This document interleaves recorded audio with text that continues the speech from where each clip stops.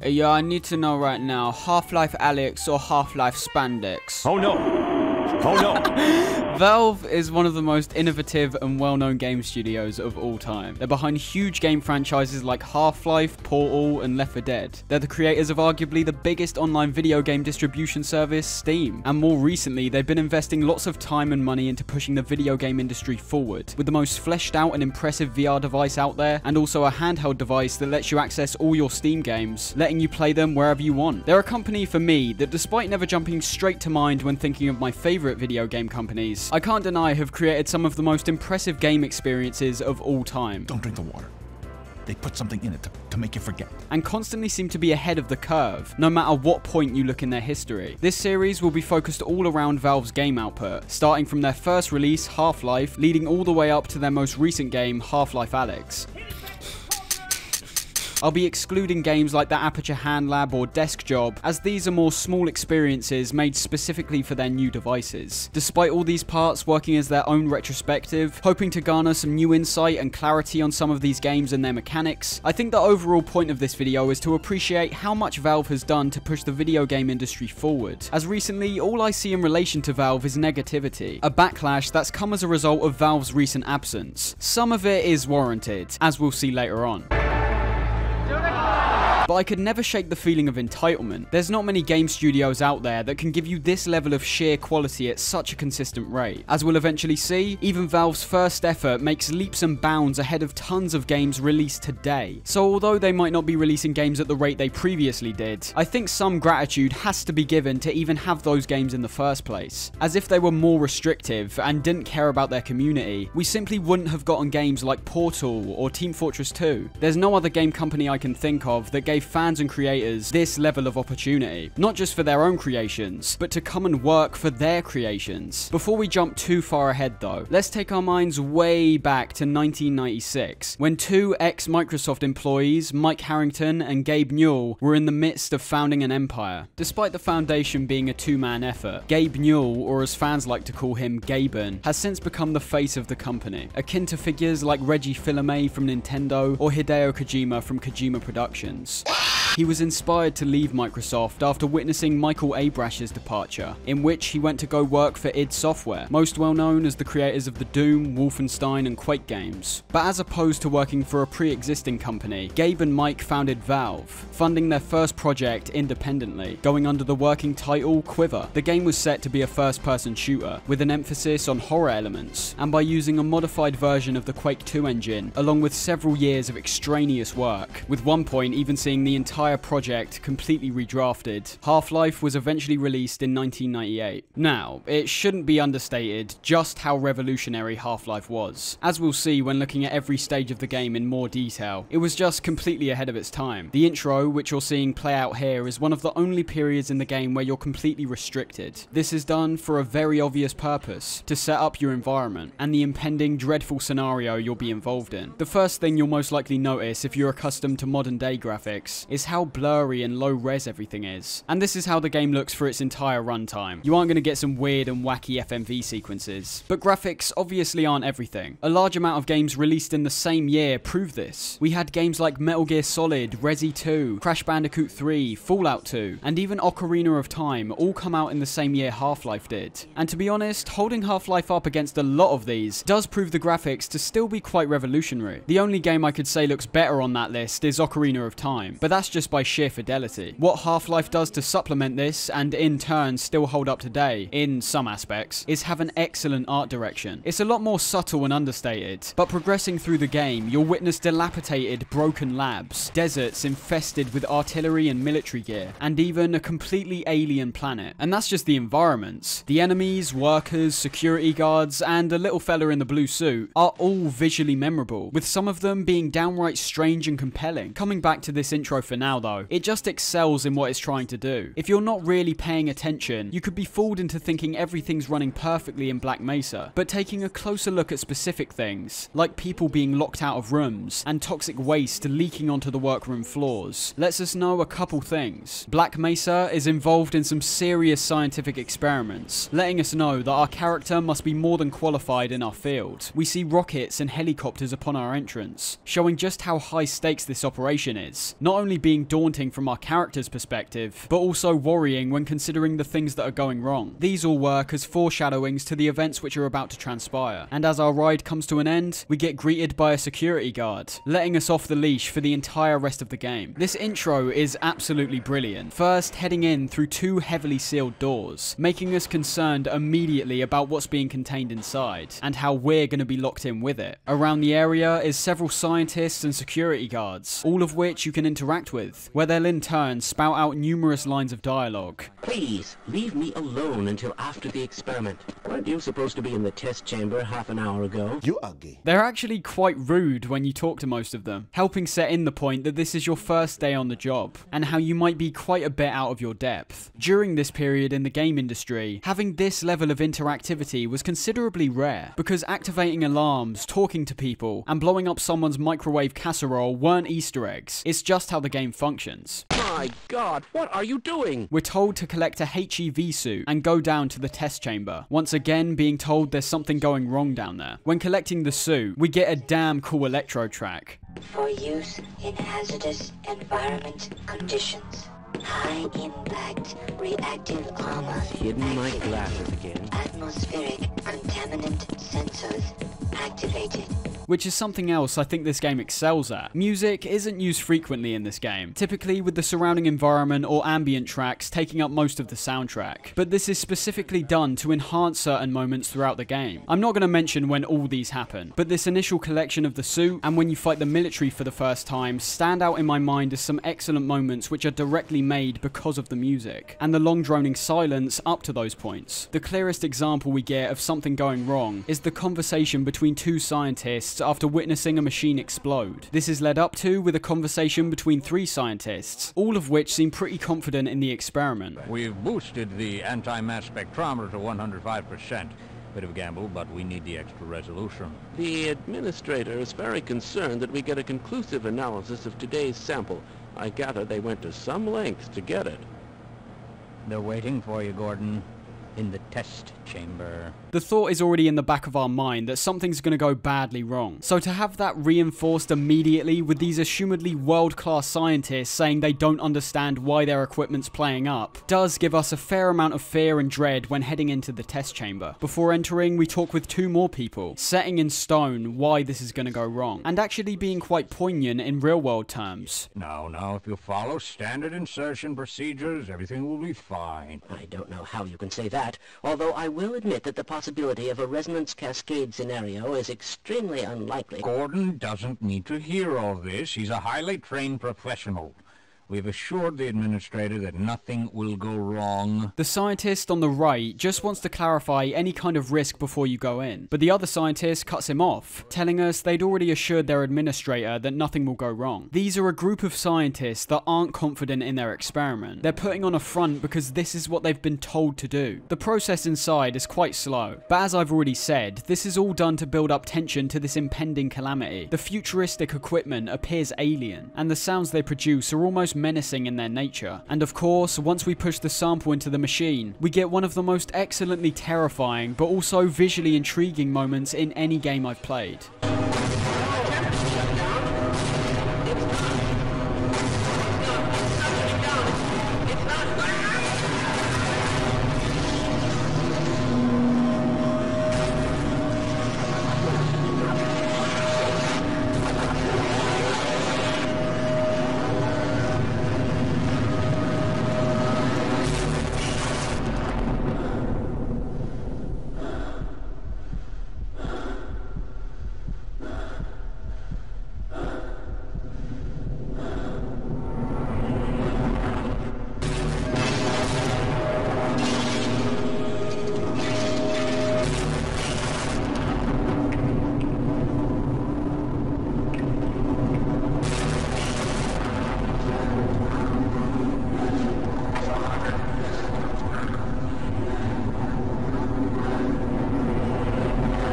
We arrive back in the test chamber, alarms blaring, and the environment destroyed. We don't know exactly what's happened, but the bizarre creatures and explosions beforehand, as well as the scientists surrounded by blood, lets us know we've got some dangerous obstacles ahead. We have to interact with the two scientists which were concerned about the experiment going wrong. At the same time, we see some creatures trapped inside glass containers, making us shook even when we're safe. Making our way back to the entrance, we find a crowbar, which should really tell you how iconic this game is. They turned a crowbar into an iconic weapon.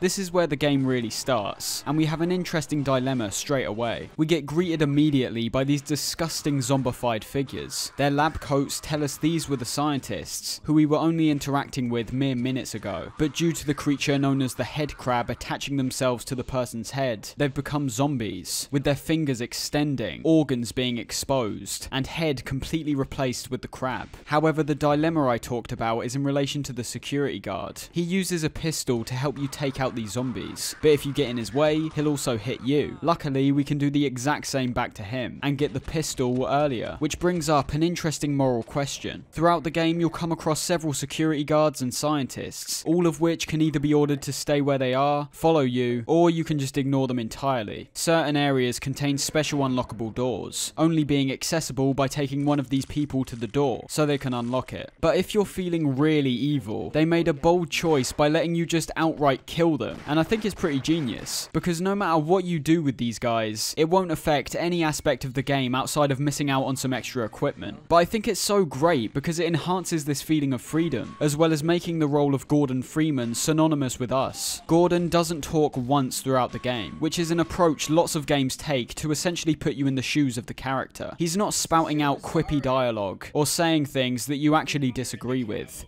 My favorite cocoon. Oh, my favorite cocoon. Shut the fuck up. He's quite literally made up by your actions. So just like how your Gordon could be a hero, trying to save any scientists and help fight against these creatures, my Gordon could reveal the psychopathic and twisted nature of his actions, unleashing violence on anything he sees. This is also why it's important to acknowledge there's absolutely no cutscenes throughout the entire game. You never leave Freeman's perspective. As I just said, it connects you closer to every action you make, but also helps out with replay value immensely. Yes, the intro is fairly long, but after that you can speed through this game at your heart's content. You never get pulled into a cutscene with a scientist explaining the history of these alien creatures, but that doesn't mean those kind of things aren't scattered throughout the game. Several people you can talk to elaborate on certain elements, both in relation to the invasion and also the Black Mesa complex. It's once again up to you if you want to listen. Halfway through talking, you could just blow their brains out and be none the wiser. It's a facet of the game that permeates throughout the entire experience, and I'll talk about it more later on. Despite being pitched as a horror first-person shooter, I think the actual horror elements are only present during this initial part and the final part. And I mean, there's some genuinely freaky stuff to see here. It's scary enough being thrust into this catastrophic situation, with these creatures making bizarre sounds and only being interested in doing you harm. But there's specific moments we can witness, like a scientist in the process of transforming into a zombie, lights flashing in front of its face while he shakes wildly. And to be honest, every time a new creature pops up, there's an immense fear of the unknown. All the enemies throughout this game have extremely unique and memorable designs. The head crabs alone are one of the stranger enemies you'll see in a video game, popping up everywhere, with their only attack being a rapid jump towards your face. They're not difficult to handle, but still have an excellent design. The zombies are fairly standard, but once again, having the head crab placed on top of their heads introduces a uniqueness to these zombies specifically. And the new enemy we come up against not too long after the zombie is the Hound Eye. These guys have the appearance of a dog-like creature, with their attack consisting of a large charge up where they wail out this high-pitched frequency and then burst out a destructive shockwave. They have a compound eye, comparable to one of a bee or fly, and every time they blink we can see,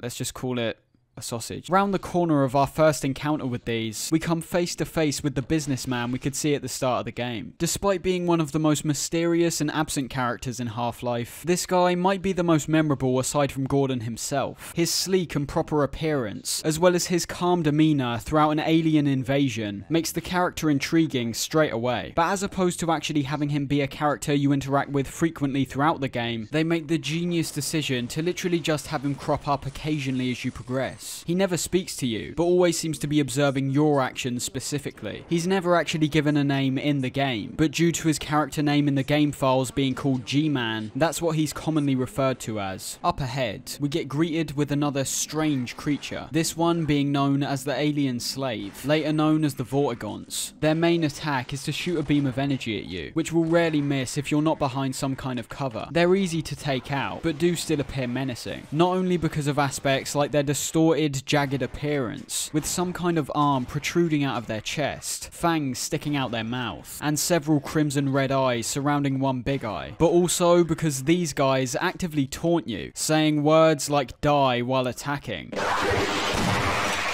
We eventually end up reaching an elevator going down, which leads to several head crabs coming down after us. It's areas like this that upon repeat playthroughs do become slightly tedious. They're few and far between, and this is almost definitely a nitpick, but having the fast-paced player-driven movement slowed to a halt for some underwhelming set piece always felt wrong to me. Talking about fast-paced movement, let's actually analyze the core gameplay for a bit during this passage. Player movement is something that's integral to the specific feeling of Half-Life's gameplay. It's incredibly fast-paced if you want it to be, but that doesn't necessarily mean you need to be fast. You're always running by default, but you can slow yourself down by holding shift. You aren't just fast either, you're actually really slippery. You'll keep moving normally about half a second after letting go of any direction, which might not sound like a lot, but can definitely be felt. I'm not entirely sure what the thought process behind this was. The only one that comes to mind would be to emulate a person's real-life running, slowly coming to a halt, as opposed to stopping dead in their tracks. But whatever it was, it's a very welcome decision. It presents such a flow towards combat, and accompanied with some rapid fire switches between your weaponry, could turn you into some kind of murderous ballerina. In games like Doom, which Half-Life clearly took inspiration from, you had to be extremely efficient with how you took out enemies. But here you can slow down, and pick your enemies off more methodically if you want. The slipperiness of your movement can also lead to some frustration though, most prominently in some of the platforming sections.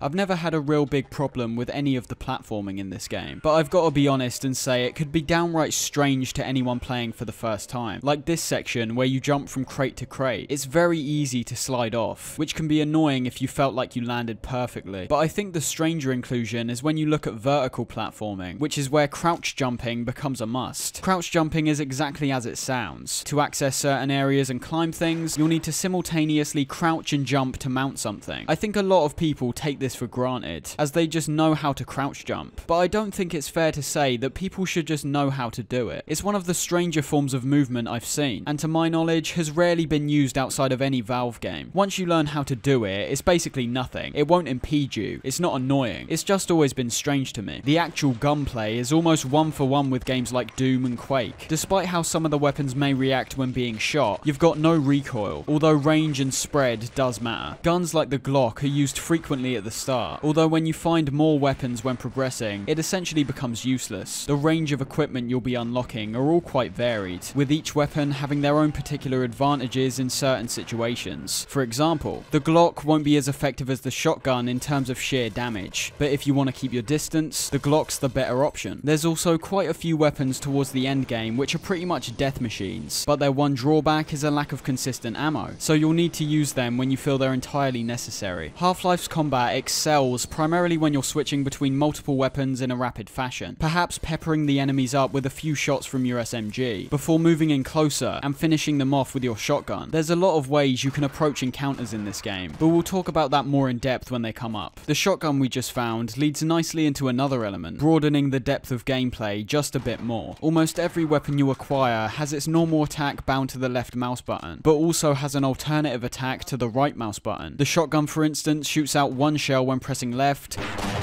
and two when pressing right. The SMG, which is unlocked later on, automatically fires when holding left and chucks out a grenade when pressing right. Giving these weapons different ways of functioning adds to the multitude of uses that were already pre-existing, and as you could imagine, would go on to inspire numerous shooters in the future to follow a similar approach. We got a little bit lost in the analysis there, so let's focus on some elements you might have just seen on screen. A couple new enemies and obstacles get introduced throughout this stage, one of which being the barnacles. These hang from ceilings, with their main way way of dealing damage being to hang their tongues out and then grip onto you, before slowly dragging you up towards their mouths. They aren't that much of a threat, because their tongues are always fairly easy to see, and even if you do get caught, there's a large window where you can take them out before being eaten. There's also the bull squid, with its strange mole-like face, either spitting acid at you from a distance, or charging at you to strike. Difficulty is not really the point here. Some of the creatures they introduce still have incredibly interesting appearances, even compared to most games released today, and also the mechanics of having an enemy that just picks you up off the floor and tries to eat you is unique. The thing you've got to realise as well is that these might appear standard now, but most likely would have presented a huge risk when developing the game. You could already imagine people complaining about how the head crabs are too annoying and fast, how the barnacles are too prevalent and kill the flow of gameplay. But the fact is, I don't think any of the enemies are badly designed at all. It's only towards the end of the game where we start to see what could make these enemies annoying, however. The next substantial section, which changes things up, is where we have to make our way through numerous sentry turrets and trip mines. It seems that whatever alarms have been switched and protocols enacted, we're not only fighting against these creatures, but the facility itself. The trip mines are easy to spot, with a large blue beam shooting out of them, which upon walking over it will make it explode, and most likely kill you straight away. These are sometimes placed very sneakily though, such as behind boxes and just past these separate red beams. Some people might see this stuff as annoying, but I think it just requires you to pay closer attention to your surroundings, and then having to strategically map out your approach, as opposed to just running in like an idiot. Those red beams activate the sentry turrets, some of which are impassable, but several also being completely avoidable with some tight navigation. These sentry turrets can build up a significant amount of damage if you stay in their line of sight, so your best option once they're activated is to either run away or take them out, which isn't actually that hard. The fact the facility is turning against you is already concerning, making you feel even more helpless and against the odds than before. But the big shock comes from your first encounter with a grunt, perfectly set up with a scientist running for help, and in most cases being shot down straight away. The Marines which have been drafted in to contain this outbreak have been given orders to kill anything on sight, including civilians. This is where the combat really starts to elevate, with you now going up against enemies basically on the same level as you. Despite appearing frightening, enemies like the zombies aren't actually threatening. They're slow, and only really have a good chance to attack by surprising you. But the grunts hold up as an imposing force, primarily due to an AI system that still holds up really well today. The AI in relation to a lot of things in this game is pretty...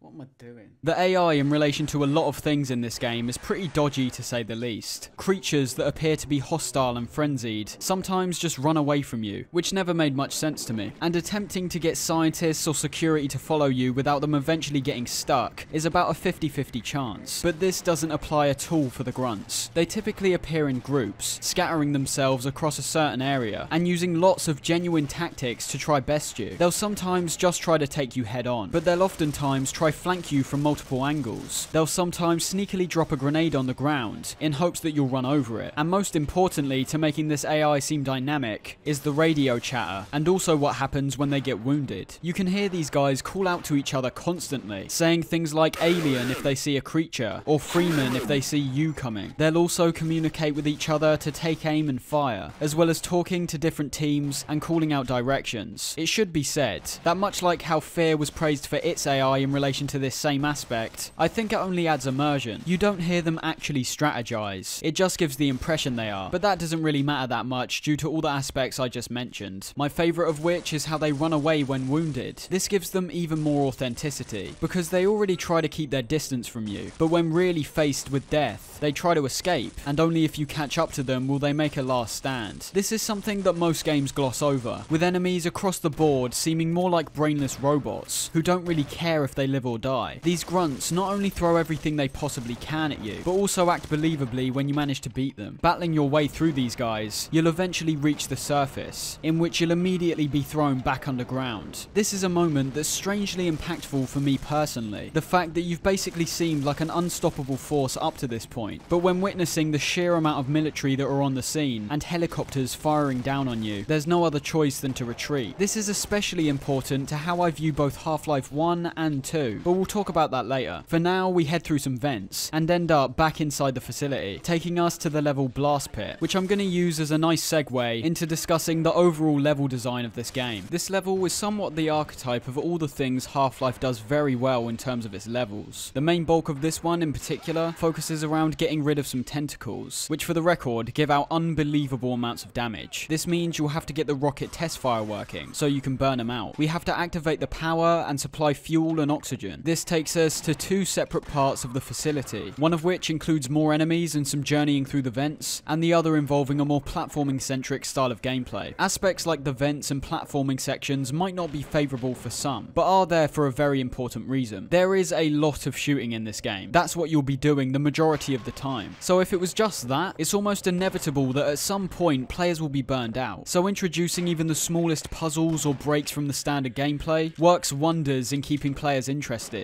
The vents specifically are used frequently, sometimes to create tension and shock, with head crabs sometimes wandering through them, but oftentimes just serving as a break from the sheer intensity of everything else. There's not a huge amount of exploration in this game. It's pretty linear throughout, although heading in different directions than the most obvious one will oftentimes lead to additional equipment or health. When you're not just making your way through the facility, you're put into a scenario which is blocking your path forward, and then having to find a way around it. I guess you could call it video gaming 101, but it's just done so perfectly here. The game basically teaches you how to play it without any instructions. Well, apart from the boot camp. After we get past the tentacles, we get a revolver and maneuver through some pipes. But interestingly, you're supposed to fall through one of them and land in a room. But there's a big problem here. The amount of damage you take is big, and with a previous area that could have potentially drained quite a lot of your health, this drop might kill you every single time. I see these kind of choices as extremely flawed and outdated. Nobody should be made to restart the level just because they don't have that much health. There's nothing skillful about it, and it's unavoidable. Well, I say that, you can avoid it by cheesing the game, but it's not actually supposed to be. And while we're on the topic of health, let's focus on that while trying to get rid of this gargantua. So, you've actually got two health bars, one being your standard health, and the other being your suit's armor. Despite not being anywhere near some of the most difficult games I've played, you can actually die pretty easily if you're not playing well. Fast movement is always appreciated, so if you're just standing still, you're going to get killed in a matter of seconds. However, the armor has a significant amount of damage reduction, still losing health when getting damaged, but much less. The only ways to regain these are through either medkits or charging stations. These are scattered all through the facility, and unless you're finding the game particularly difficult, you shouldn't have that much health trouble. There are certain things that should be noted, however, such as the charging stations varying on how much they give you depending on what difficulty you're on. On easy, you get 70% healing, medium you get 50, hard you get 30. I'm not entirely sure if this is true, but I also felt there were considerably less armor stations throughout the game. Luckily, just like medkits, you'll frequently find batteries, which charge up a smaller portion of your armor. So I guess the health system is pretty standard, but I think the ways they balance it out does make for an enjoyable experience. Not to mention the amount of occasions where you'll be desperate for some kind of health recharge, and you luckily find one right nearby. Coming back to the gargantua, I can't deny the way you dispose of it is rather underwhelming. We just went through an extremely brutal encounter with the military, having to use all of our equipment as effectively as possible, and also pay attention to our surroundings, to not only avoid blowing ourselves up, but using the explosive crates to take down the enemies. So just leading him to some electricity and being insta-killed is a bit meh. This takes us to what many consider the worst level of this game, on a rail. Now, despite me clearly remember hating this level the first time I played, after playing the game several more times, and knowing exactly what to do and where to go, it's not too bad. You spend a lot of time in this car, which admittedly is quite boring, as you just have to sit there while it moves fairly slowly along. There's certain parts where you'll need to shoot signs to go in a certain direction, or jump out and move something, but all that's fine. The main problem I think people have with this level is how repetitive and tedious it is. I think the idea of having a vehicle level is a good one, but would be much improved if you actually had full control. Just moving forward on a preset path isn't exciting, it just feels slightly restrictive. The one thing I think this level does particularly well, however, is how it progresses the story. This is the first instance where you'll see the Marines actually fighting the aliens, not only being interesting and effective to just sit back and let them fight, but also letting us know a couple things. The facility is now swarming with both factions, and you're stuck right in the middle. The previous levels where you were fighting the creatures by yourself almost feel peaceful in comparison, with scientists and security becoming more and more sparse, and you having to fend off against two extremely deadly forces. I do have to say though, the constant getting off the cart, fighting enemy, unlock something, get back on the cart cycle does get tiresome, and I understand why people don't really like this level. But to end it off with a positive, I also think we get some pretty great environmental storytelling in this level. We now start to see phrases like "surrender Freeman" written out on walls. The military aren't just aware of a rogue scientist, but they're aware of us specifically. It's kind of daunting, but at the same time makes us feel unstoppable in a way. We've already taken down huge numbers of enemies, and in this level alone we can see the military can't even take on the aliens. On our way out of the mission, there's certain environmental hazards like electricity, which is fairly easy to dodge, as well as the military shooting at you with rockets and turrets. The rockets can be dodged easily when on the cart, by literally just ducking, but the turrets could mess you up easily, but can luckily be taken out either with a good range shot or getting up close. But we eventually run out of track, and have to make our way to another building and set off a rocket. I'm sure at the time this looked I mean, it's pretty lame. It feels kind of cool, there's a rocket going off, but you can barely see it. The track which comes in after though, now that is some cool shit.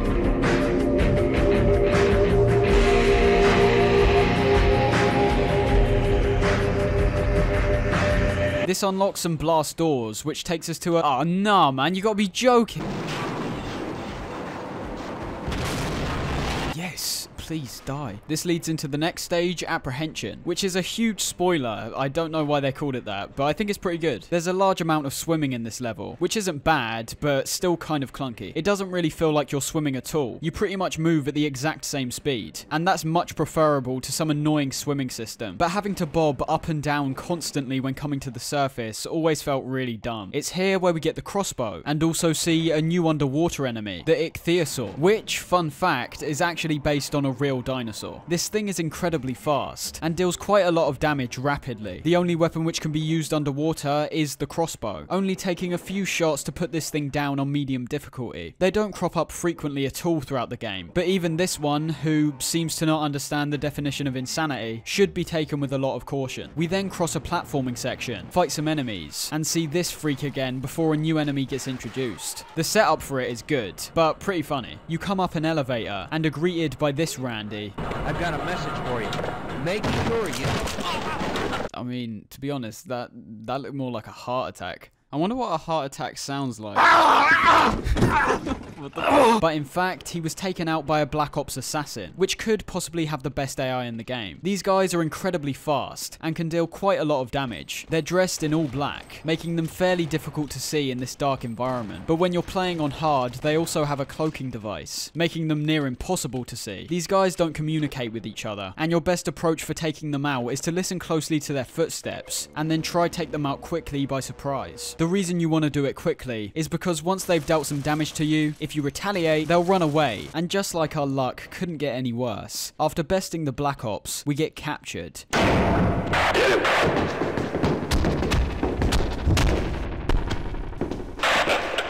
Nice hit. Alright, we got him. And despite playing this game for years now, I still get surprised when the lights go off. You get thrown into a trash disposal, with all your weapons being taken away. Residue processing is a level I'm not a big fan of. It's not to do with the removal of equipment, despite obviously being annoying to some people. I think it actually works effectively by letting your sails down, taking us back to a mindset where we felt more vulnerable. The feeling doesn't last that long admittedly, but it still works. My main problem with this stage, once again, is to do with the level's layout, and how you traverse it. A large bulk of this mission is focused on hopping on these de-escalating conveyor belts, which brings up issues like not having a clear path forward, and also, depending on if you want to go back on yourself, your movement's considerably hampered by the reversing belts. It's a level that from start to finish is mostly focused on platforming, whether it be across pipes, toxic waste, or across water, but once again proves that having combat and these platforming sections balanced is the way to get the best out of both worlds. Luckily, the next stage, Questionable Ethics, is when things start to get more intriguing. After hopping an electric fence, we're now back in some kind of lab, which is noticeable straight away when just looking at your environment. The clean white walls being a stark contrast to the brown rusted areas we've been going through previously. This is where we get introduced to an incredibly tough enemy that we'll be frequently fighting throughout the rest of the game, the alien grunt. These guys are very durable and can dish out some serious damage if taken lightly. They primarily use their hive hand weapon, which is incredibly good in their possession and extremely lame when we eventually get it. They shoot out these these hornets which can automatically lock on and damage you, so even if you're hiding around a corner, they can follow you round. The first few we find here were locked up in containers, which has some interesting story implications, which only get elaborated on further. The fact that when we started this game, it seemed like we were performing this dangerous science experiment, and despite the chance of it going wrong being big, the outcome was supposedly unknown. But reaching this deeper, and most likely more classified section of Black Mesa, we can now see these alien creatures which invaded us have also in fact been captured and held in the facility. This immediately calls into question the actual intentions of the people working here, and presumably due to the immediate reaction of having the military come in and kill everything, the government must have been aware of this. We see even more fights between the military and aliens in this level, and when activating the energy beams to this laser, we end up finding the Tau cannon, the first real piece of futuristic equipment we've got our hands on. This is one of those weapons I mentioned at the start, that are very powerful, but should be used sparingly. You can use the weapon normally, which will shoot out beams of highly damaging energy, but the most effective way to use it for me was holding right click to charge up an even more powerful beam, and then having that instantly kill pretty much anything it touches, including vehicles later on. The longer it charges up, the more damage it will give out, but there's also a kind of risk-reward type effect. If you charge it up for any longer than 10 seconds, it will explode and give you 50 damage, although charging it up for that amount of time usually isn't necessary. Our goal here was to rescue some scientists, so that in turn they could unlock the front entrance. Something that always interested me here, because I have no idea about game programming or code, is how these guys follow your actions much better than any other civilian in the game. I'm not going to say it's 100% true, I could be paranoid, but it seemed that every other time I tried to get someone to follow me, they kept getting stuck and refused to come with me. However, these guys just jog right along, even when going swiftly round corners, but eventually we lead them back and go into the mission Surface Tension. Now this is where the environment changes quite drastically. Before it was all rusted labs and sewers, but now we get thrust into broad daylight, with rocky mountains surrounding us and concrete being replaced with sand. It's here where we have to face off not only grunts, but also a helicopter. I'm sure a lot of players will choose to run away from it, but taking it out with the Tau cannon isn't only fairly easy to pull off, but also makes the section after this initial barrage much more manageable. That's because the section I'm talking about has landmines, and it's not your typical green circle with a flashing red light. These things are invisible, and really annoying if you don't have any kind of explosive. I used to just quick save and die over and over again to these things until I got past them, but I've since learned the most effective way to bypass these is to use equipment like the satchel charges and then blow up the landmines. You're still guessing, and you still might die, but it's good to know you can at least get rid of them. We have to make our way down a storm hatch, and whoa.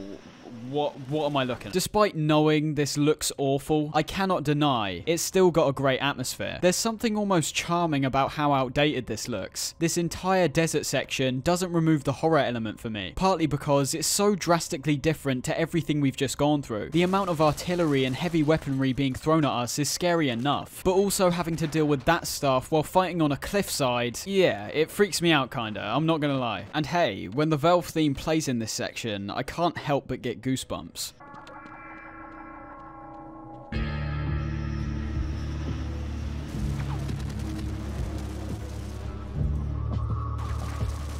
Throughout the entire game's runtime, it's difficult to think when something new isn't being introduced, as opposed to when it's not. But it's here when things go into overdrive. Enemies being thrown at you non-stop, acquiring a rocket launcher to deal with tanks and helicopters, entire battalions of guns and artillery being set up just waiting for you. Out of all the missions, I think this is the one where you can tell things have gotten so far out of control. The aliens are wandering around like they've always been here, and the military seems to be constantly failing at stopping you and the invasion, resorting to extreme weaponry as a result. We eventually make our way inside the ordnance storage facility, filled to the brim with explosives and trip mines that you need to carefully maneuver. I typically don't like these kind of instant fail areas, but it's understandable in terms of the story, and isn't actually that hard to navigate through. And making our way down the elevator, we get our hands on a hive hand of our own. Unfortunately, despite the excellent design of it, I've never been a big fan of this weapon. You have the same attack as the alien grunt, shots with the homing hornets, but your right click shoots these hornets out rapidly, but in turn removes the homing effect. It comes down to the damage output and speed for me. I don't know why I'd choose to use a weapon that's not as powerful as my SMG and shotgun, and on top of that I need to wait for it to recharge, as opposed to just reloading. I'm sure it's not bad if you're in a tight spot with low health, hiding round a corner and sending hornets out to deal with the enemies, but it's not very practical for me. As we make our way through this absolute chaos, let's just take a minute to focus on the sound design, because it's utterly amazing. I already mentioned the music, which has its peaks and troughs laid out excellently throughout the game, with every time the music rises being impactful, simply due to the overwhelming silence that comes before it. But I think the sound and level of volume quite literally tells the story of Half-Life on its own. Let's just listen to a few samples from across the game. Right after the initial incident, we hear multiple alarms going off, the sounds of alien creatures, glass being broken, furniture being destroyed, but most importantly, there's a very subtle drone that's playing under all this chaos.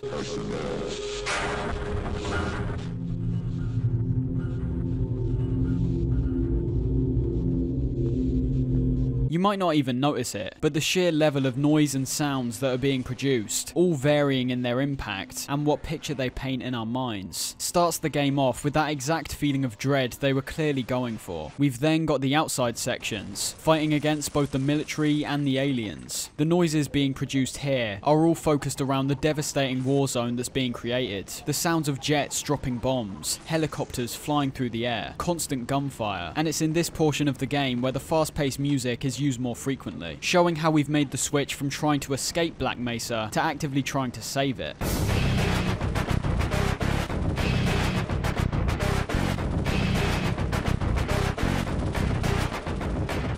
And finally, when travelling to Zen towards the end of the game, they might create the best soundtrack in the game. You'd think it'd be quiet, but I think it's actually the noisiest location we go to. We hear a constant windy drone cascading through our ears. Power level is on. The sounds of energy being forced up these 3 beams at the start.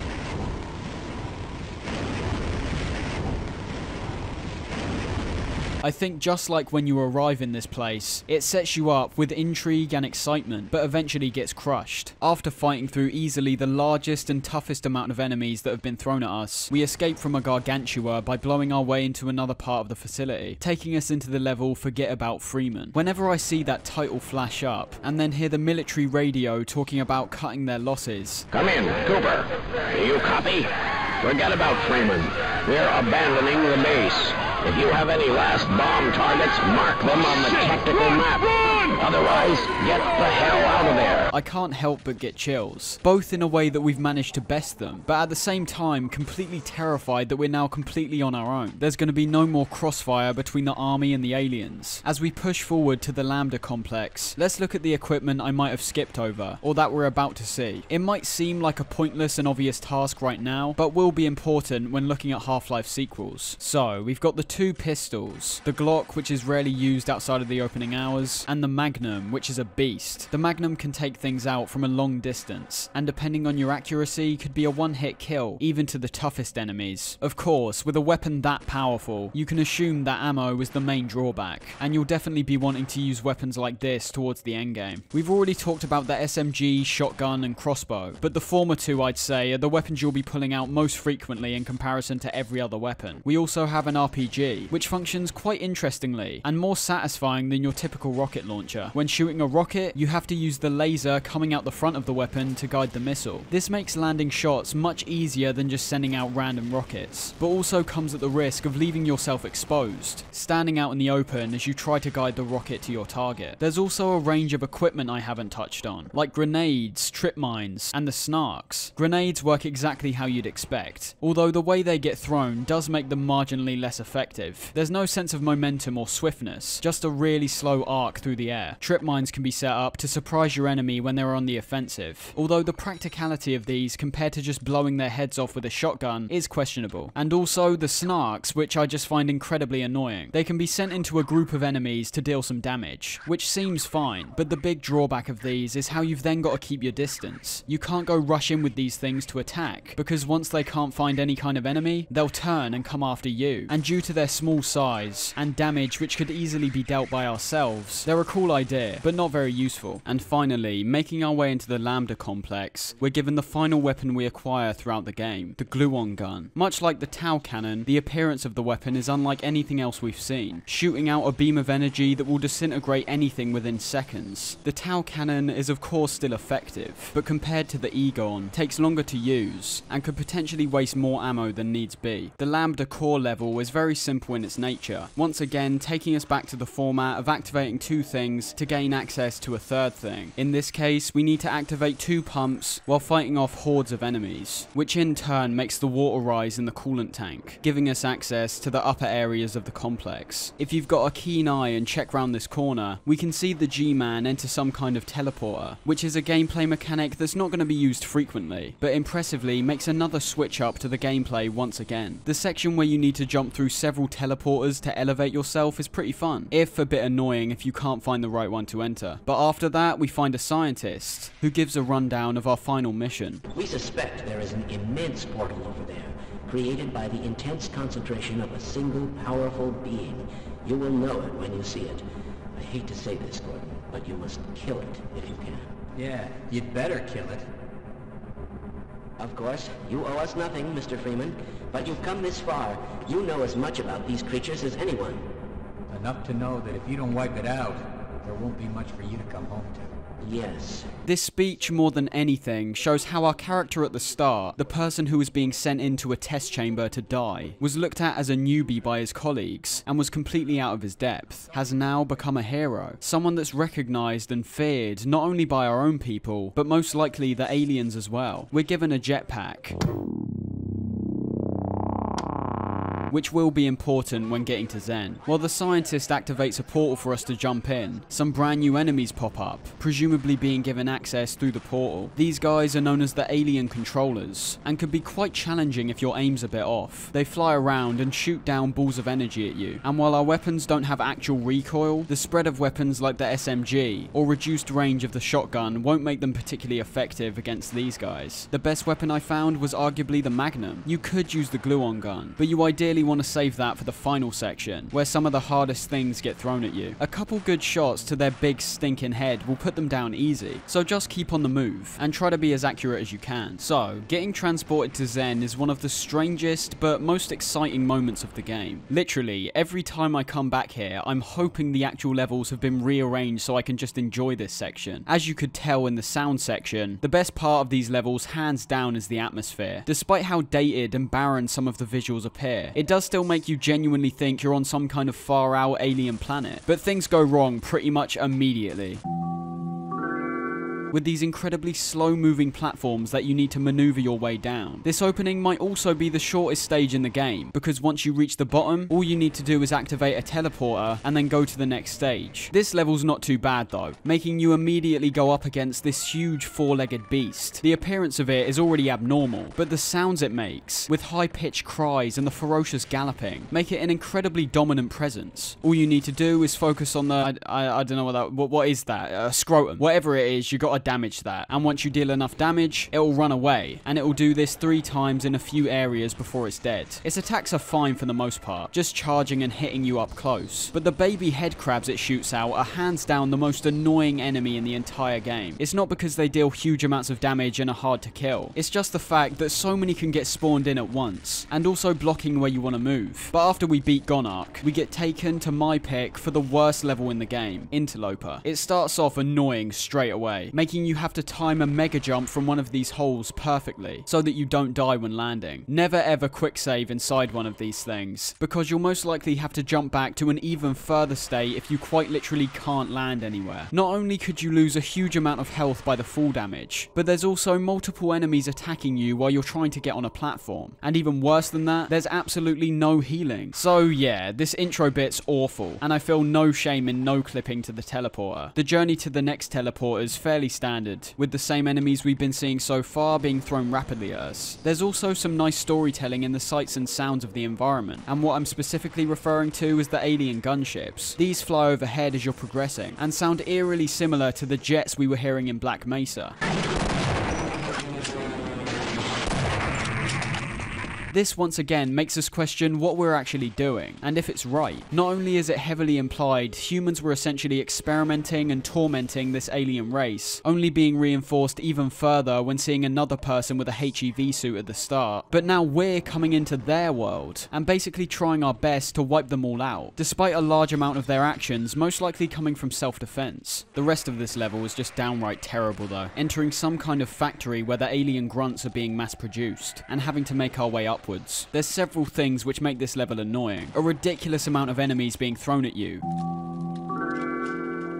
all while having to navigate through an extremely confusing and oftentimes restricting environment. Because we're no longer on Earth, we naturally don't have any healing stations or medkits, so in turn have to use these incredibly slow healing pools, or healing showers. I never understand why games do things like this. Just make it be an instant full heal. There's literally no reason to have this take so long outside of slowing the player down. You'll also be given no armor outside of anything you already had, so make sure to protect yourself as much as possible, as when it's gone, things become unbelievably difficult. It's just too frustrating for me, and even for someone who knows this game back to front. I'm no longer confused by the level despite its winding design. I'm just annoyed. But when we get through it, we get what I consider still one of the freakiest bosses I've ever fought.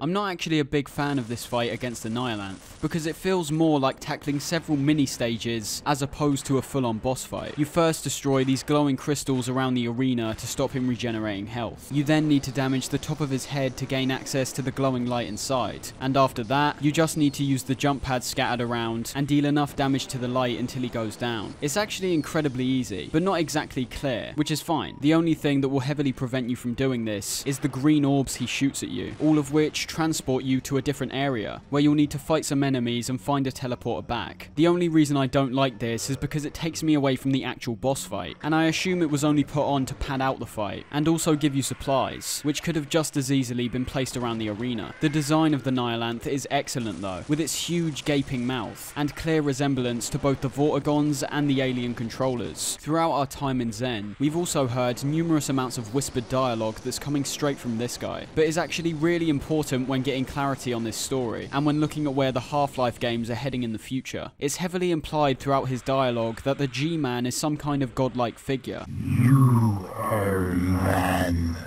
He's not man. For you, he waits for you.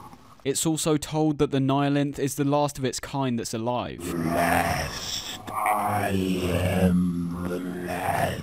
And also confirms our suspicions about the intentions of Black Mesa being shady. Thieves, you all are. Thieves, you all are. By killing this thing, we're wiping out an entire race of creatures. We're not really the good guys here. And of course, once we do it, we get greeted by the person who's been following us throughout our entire journey. Gordon Freeman in the flesh. Or rather, in the hazard suit. I took the liberty of relieving you of your weapons. Most of them were government property. As for the suit, I think you've earned it.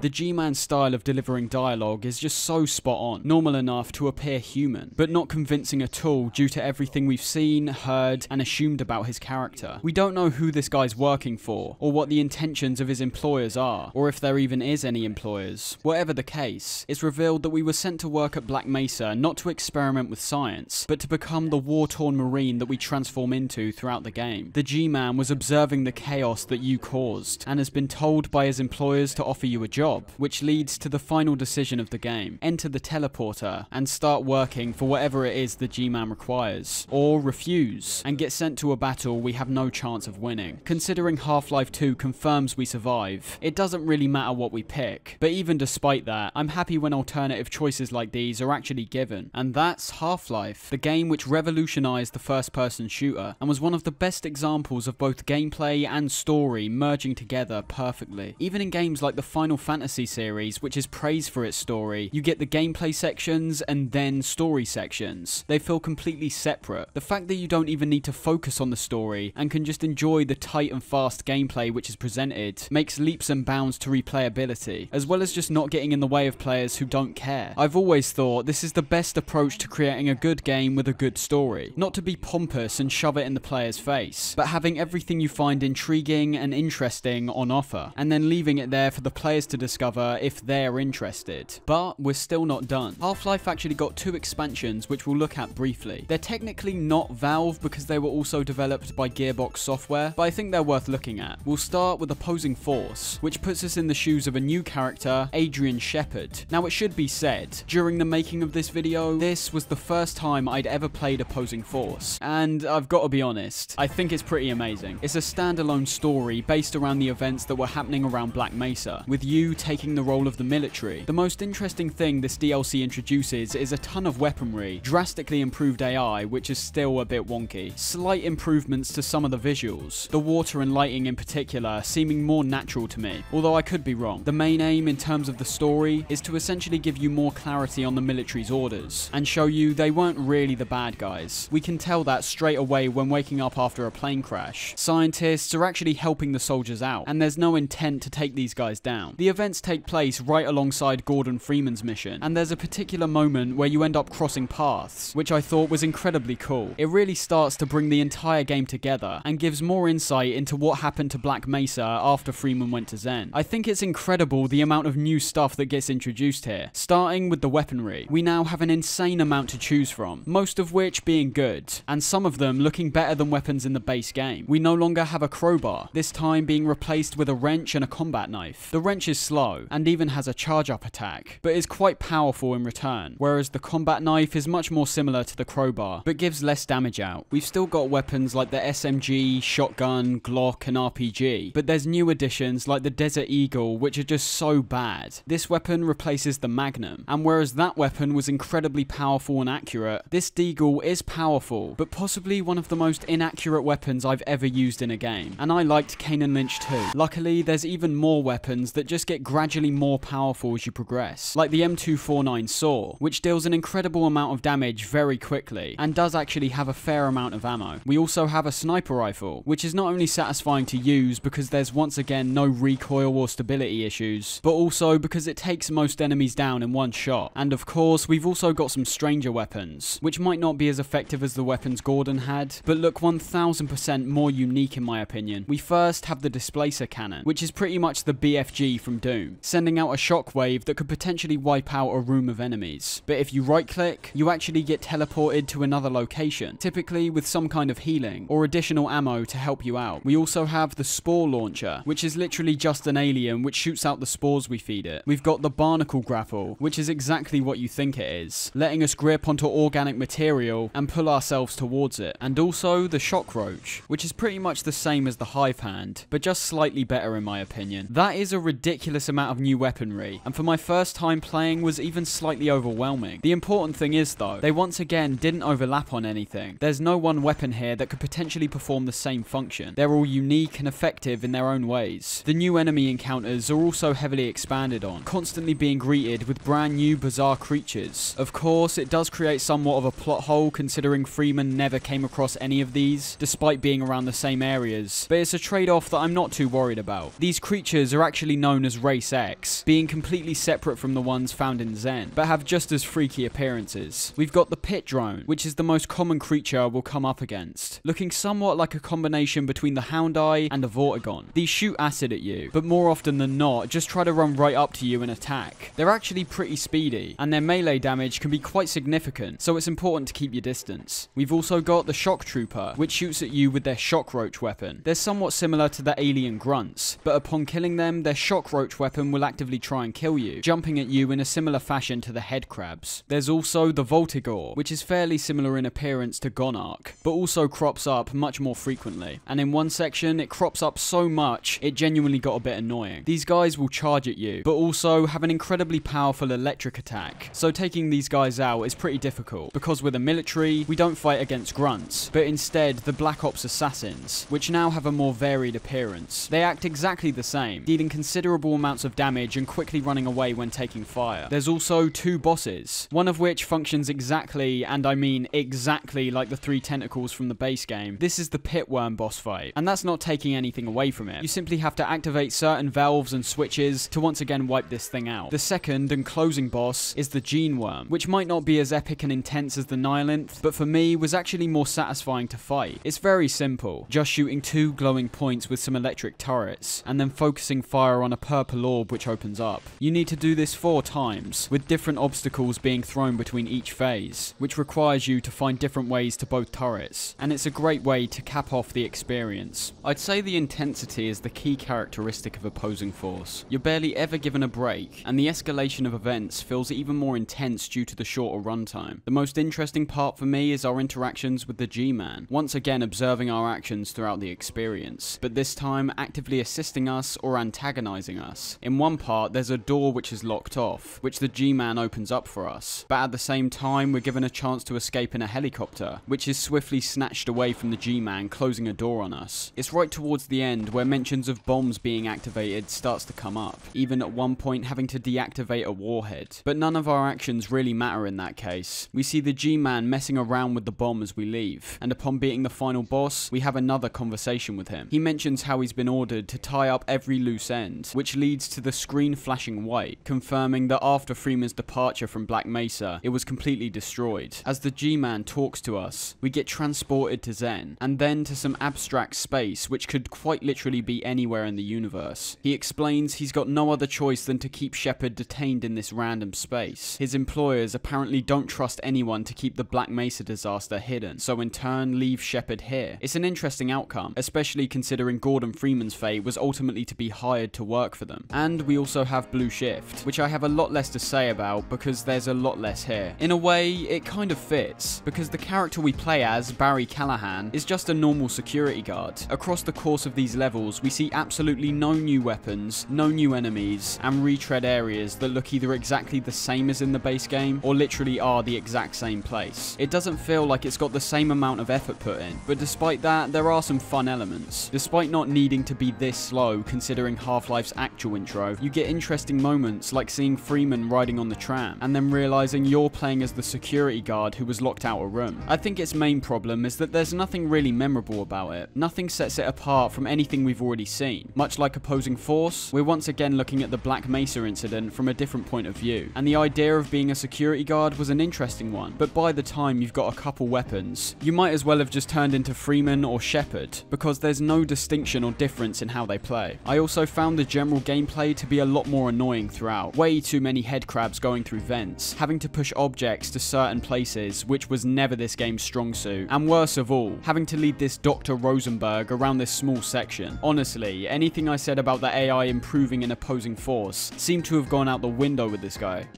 Wait up, Calhoun. I'm afraid I need to rest. I'll be right behind you.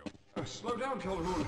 What made Opposing Force so good was that it not only introduced a ton of brand new elements separate from the base game, but also managed to link its story to the base game in a convincing and intriguing way, giving us more insight on characters like the G-Man, and clarity on what happened after Gordon went to Zen. Blue Shift has none of that. It doesn't even have any unique boss fights or enemy encounters. In fact, the encounters that are on offer are pretty lackluster as well. By the end of the game, literally just having things teleported in front of you non-stop. So yeah, Blue Shift isn't that great in comparison to the other 2 experiences, but overall is still enjoyable because how solid the core gameplay is. And with that wrapping up Half-Life as a whole, I'll close on something I noticed which seems to have a large impact on Half-Life 2. The base game, you're in Freeman's perspective from start to finish. Every action you take will either speed up or slow down your experience. There's very little waiting in relation to anything, with the biggest waits coming in the form of opening up doors, turning wheels, or waiting for elevators. The end of the game though was basically a cutscene, but it was placed in because there was no more game to play. Opposing Force is very similar, but features quite a few more moments where you've got to actively interact with your teammates, listen to them talk, and let them perform an action like opening a door. Blue Shift takes it to another level, especially in the closing segment, where you've literally got nothing else to do than sit and wait for Dr. Rosenberg to explain what he's doing, and even when he's done that, there's hardly any threats which are thrown at you, just needing to wait for a thing to charge up and then press a button. I feel personally, this inherently goes against what Half-Life was about, especially in relation to its story. You pretty much never had any kind of story or events forced into your head, whereas here you need to listen to them to progress. Just keep that in mind when going into Half-Life 2. Now, as opposed to mentioning any of the new technical innovations that Valve was working on up to this point, let's just jump right into the game and let it speak for itself. Rise and shine, Mr. Freeman. Rise and shine. Not that I wish to imply you have been sleeping on the job. No one is more deserving of a rest, and all the effort in the world would have gone to waste until... well, let's just say your hour has come again.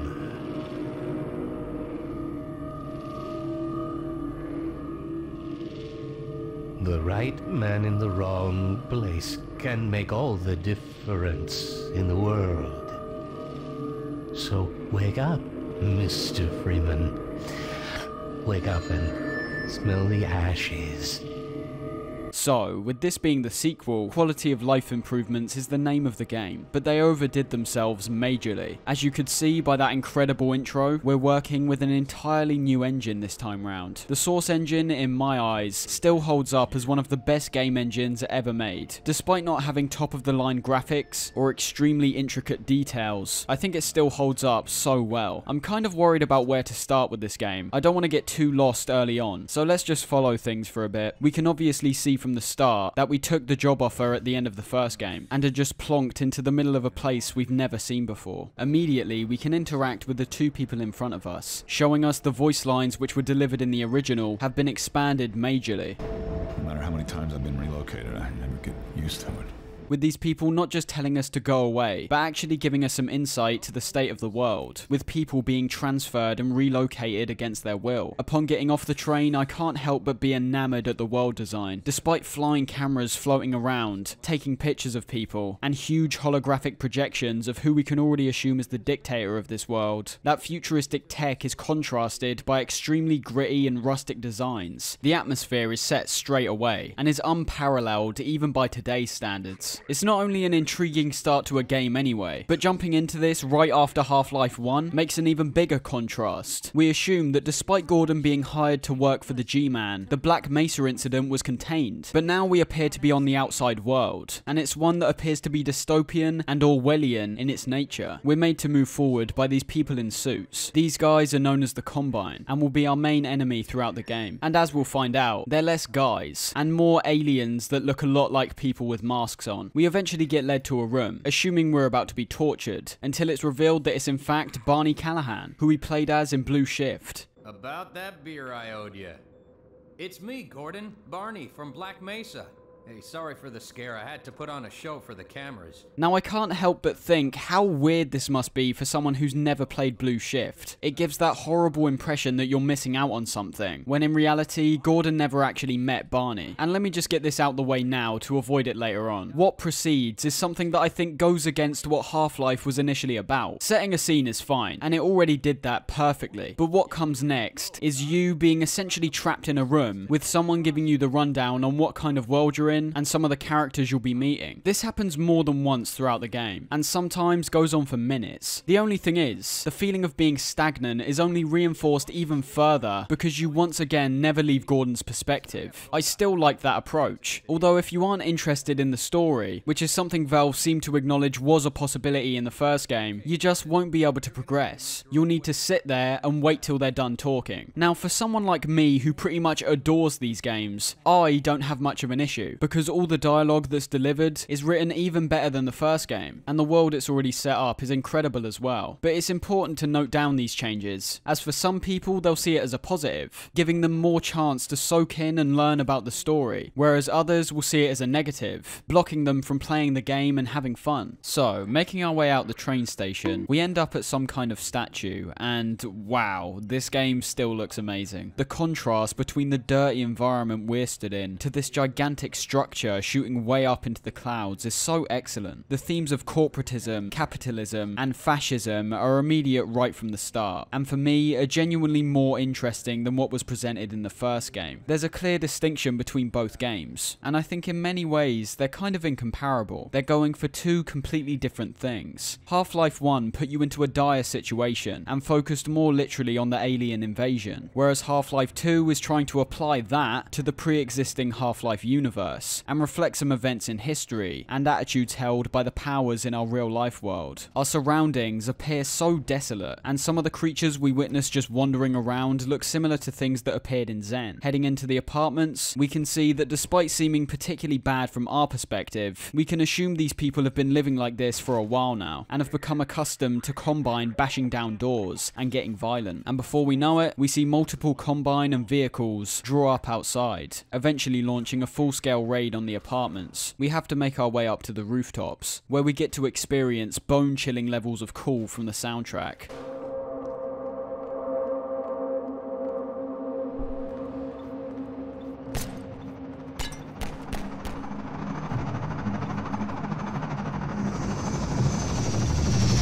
I think the music in this game is leaps and bounds above the first. The peaks and troughs I mentioned in that game are only elevated even further here, and it's consistently excellent throughout. I will say though, intentional or not, this apparent chase from the Combine doesn't really feel like one. The overall ambience, as well as their gunshots sounding very distant, removes any kind of tension for me, but it seems to fall so far in that direction that I feel it has to be on purpose. We eventually get cornered, but as we think we're about to be captured, no, you don't.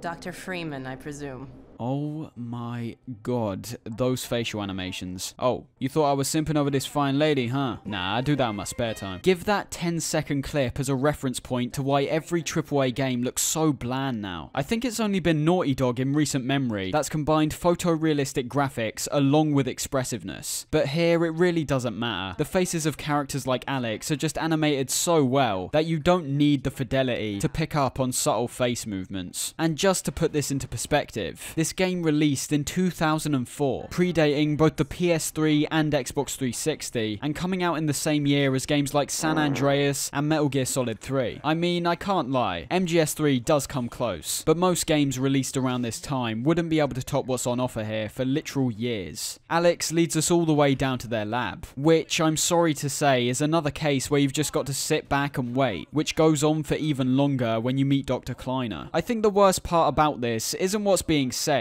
but how it's delivered. It always made me feel off when Alyx says, "Man, a few words, aren't you?" Because yes, we are. I thought that was the point. Gordon Freeman was supposed to be a vessel for us, and it was only reinforced over and over again in the first game that this was the case. But now they're talking to us like an actual character, which makes sense considering his heroic actions in Black Mesa, but feels a lot more awkward in turn. We end up getting our HEV suit back, where we then proceed to experiment with teleportation. First meeting the character Eli, which we've apparently met before. That's not who I think it is it? But not really.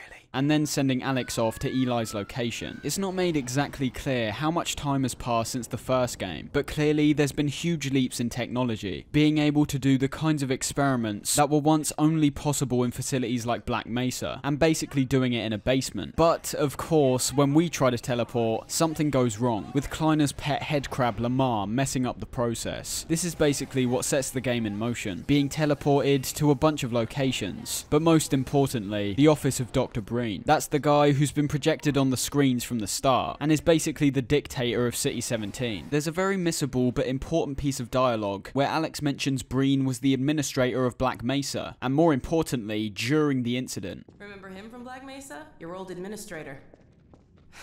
Don't get my dad started on Dr. Breen. Which links perfectly to the lines delivered at the start of that game, pretty much with the scientists being forced to go through with their experiments by their administrator, despite knowing something could go majorly wrong. This makes Breen an even more heinous antagonist, because he didn't just cause the Black Mesa incident, but then went on to become a powerful figure who rules over and torments the oppressed. We end up outside the building we were just in, which is quite convenient, I guess, but looking to the tall structure, which Barney refers to as the Citadel, detail, we can see what we'd initially think would be birds, but then slowly come to realise there are a huge amount of cameras being released, with Breen putting everything into full alert after we popped up in his office. This would make sense just from the standpoint of someone being able to get to him through tons of security, but also works on a level of his fear over Gordon. His first instinct is to hunt us down, because it's well known the kind of figure Freeman is, and that we'll be coming after him soon. Or at least that's how I see it. But that also makes me think about Freeman, and who he really is anymore. Let's just think on this for a bit as we progress forward. Classic crowbar now in hand. Gordon Freeman in Half-Life was a blank slate, and everything reinforced that. We could talk to scientists if we wanted, or we could ignore them. We never heard Gordon's voice, because that would detract from letting us put ourselves in his shoes. And let's not forget, you could go through the entire game murdering innocent people, and for some reason we're still painted as an out-and-out hero here. There's something that just doesn't work for me in that case. We're no longer playing a blank slate, we're playing as Gordon Freeman, and depending on who you are, that could be a positive or a negative. It's definitely different than the first game, but I don't think it would be if they didn't constantly make it out that you're a mute. That first instance with Alyx is arguably the most obvious they get, but after that point it always felt bizarre when people would ask me questions, or sort of wait for my response when I know I can't. The first game usually just had scientists spouting on a situation, but having a tight-knit set of characters that are supposed to know and like you will always feel weird to me when actually analysing it. On the surface, it's absolutely fine, but looking at these kind of things deeper does make me realise how strange it is, and makes me wonder if giving Freeman a voice would have actually improved certain moments in this game. As you just saw, gameplay in Half-Life 2 is much slower than Half-Life 1, with Shift now activating your sprint. And when I say slow, I mean in comparison to the first game, you're still actually moving pretty rapidly. Whereas Half-Life 1 showed a steady progression with increasing threats throughout its opening sections, pretty much everything you could imagine gets thrown at you here in quick succession. I mean, the first enemies you're fighting are pretty much a light version of the grunts, which brings up another big issue I have with Half-Life 2. I hate to sound like I don't like this game. It's one of my favourites of all time, but there's undeniable downgrades here, so let's just get them out of the way right now. Now, if you want a shortened version of my argument here, it basically boils down to Half-Life 1 being focused on gameplay and Half-Life 2 being focused on set pieces, but it actually goes a lot deeper than that. Let's just pause this gameplay here. We'll come back to it later, but for the sake of this analysis, I want to jump around the game for a bit. And just a reminder, this is directly focused on comparing the second game with the first. I'm not really interested in how it stands up by itself, but instead how it improves or devolves things that were already existing. Health and armor works exactly the same, but you'll find the experience on normal difficulty proportionally easier than your time with the first Half-Life. This isn't only because enemies like the Combine and zombies deal out significantly less damage, but also because you're going to have a much easier time getting your health back, as opposed to the random crates which were scattered around the first game, which may or may not have something you want inside. There's now specific supply crates which can be found, which are much easier to locate and crop up everywhere. The biggest problem with these is how they've been coded. Once again, for me personally, taking away from the experience. Whenever you break one of these open, the items contained inside all depend on your current status. If you're running low on health, there'll be a health kit inside, and if you're running low on pistol ammo, there'll be ammo inside. Any kind of tension which could have returned completely evaporates with this system. It's gone far away from the survival horror feeling that was present in the first game. But for the game itself, I suppose it's fine. If they wanted the game to feel like a power trip, I totally understand. And the way Freeman's described throughout the game only makes me more convinced they did this intentionally for that purpose. We'll talk more about that later, but let's get back to the game. So, we're now on the run from the Combine, and have acquired the pistol. It's not as punchy as the Glock, although I do like the almost sterile appearance of it. It fits nicely with the overall Combine aesthetic. One of the biggest shocks, which is completely understated, is when you see a Vortigaunt for the first time. This time not being hostile, and actually working with another person. They're now friendly towards humans, partly because they now have no one guiding them due to us killing the Nihilinth, but also because the Combine are a much more threatening and dangerous presence. Between this point to when we acquire the SMG, the game impressively shows off its physics engine, something that arguably the Source engine is most recognizable for. Bodies now ragdoll upon being killed, making death animations more realistic compared to the slow fall to the ground from the first game. And also, as you might have noticed, a huge amount of objects can now be picked up, placed, and thrown. This would be impressive alone, with wooden debris being broken off into individual pieces, and entire structures collapsing due to a lack of foundation, enhancing the gameplay immensely, and creating a more authentic experience. But they make sure to use it to full effect at every opportunity they can. For example, the barnacles return in full force, looking absolutely disgusting with the amount of detail they now have. And more often than not, if you see quite a few barnacles bunched up together, look around for an explosive barrel, as you'll be able to trick them into eating it, and take all of them out in one big explosion. That's just an example early on, but opening passages by using surrounding debris, and being able to just pick things up instead of moving them awkwardly brings such a freedom to the gameplay. It's after you acquire the SMG where things really start heating up. You're still travelling through these sewers, trying to get away from the Combine, but they start upping their weaponry, using equipment like the man-hacks, which I suppose you could say is what a robotic head crab would be like. It's fast enough and small enough to demand your full attention, but never crosses the line by becoming too annoying or dangerous. Their only way of attacking is by colliding directly with you, slicing you with their blades. But funny enough, not too long after you deal with these things, head crabs get thrown down from some kind of pod, seeing the return of both them and the zombies. They're both essentially the same, but Jesus Christ is the zombie absolutely terrifying this time round, with the sounds being despairing screams played in reverse, giving an absolutely twisted effect.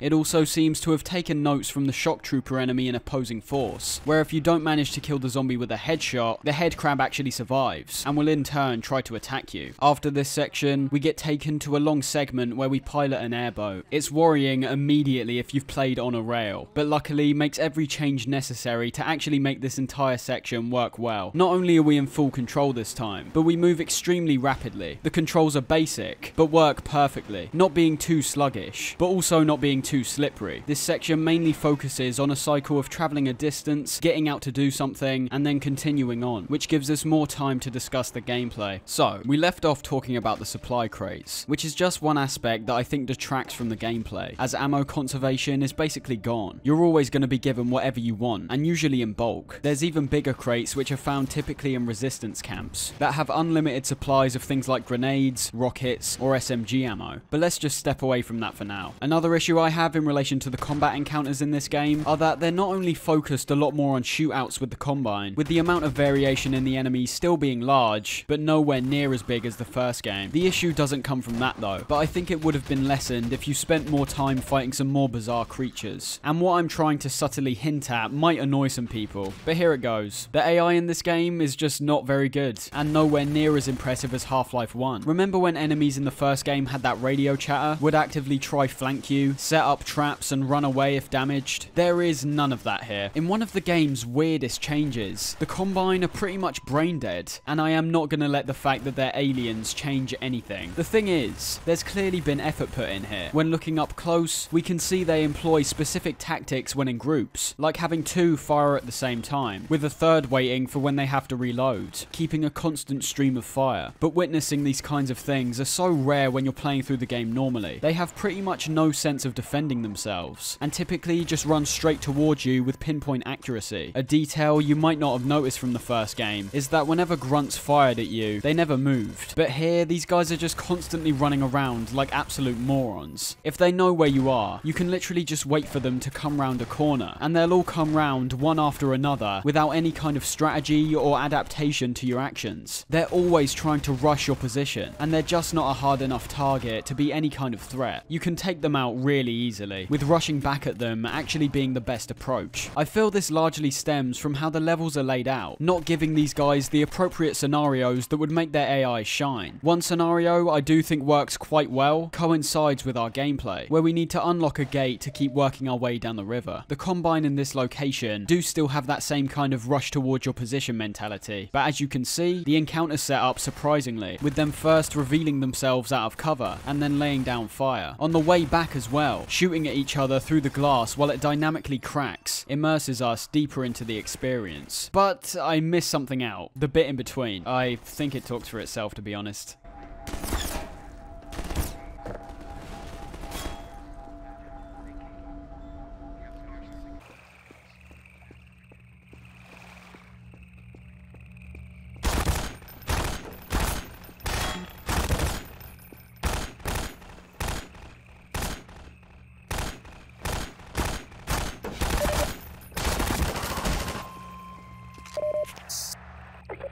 But focusing on this airboat section a bit more, I think it's pretty great, and showcases how the emphasis on set pieces can prove to be exciting. Across this level, you'll be consistently hounded with Combine, either shooting at you with rifles, or on occasion having to make tight maneuvers around rockets which they fire at you. Where things get really exciting though, is when the helicopter gets introduced. This thing initially comes after you when you're in the process of unlocking another gate, and continues to follow you for pretty much the entire time you're on the airboat. This might sound annoying, but because you're moving so fast, the bullets it shoots down are usually nothing to worry about. But it seems they're aware of this, as the helicopter starts to adapt, and starts laying down bombs in front of you. This is not only made intense by this new approach they're taking to stop you, but also how the music starts picking up after a huge gap of absolute silence.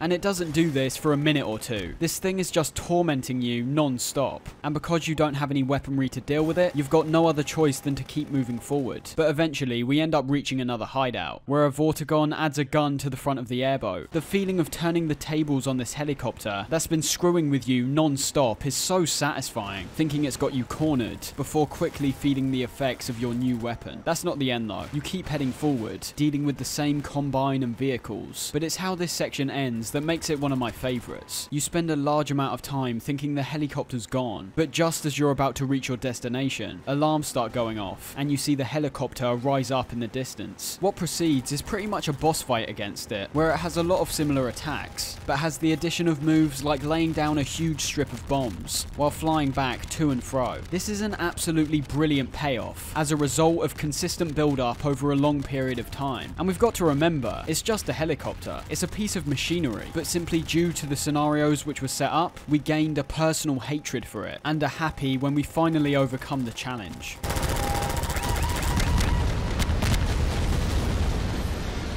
After the helicopter fight, we need to open up one more gate where we...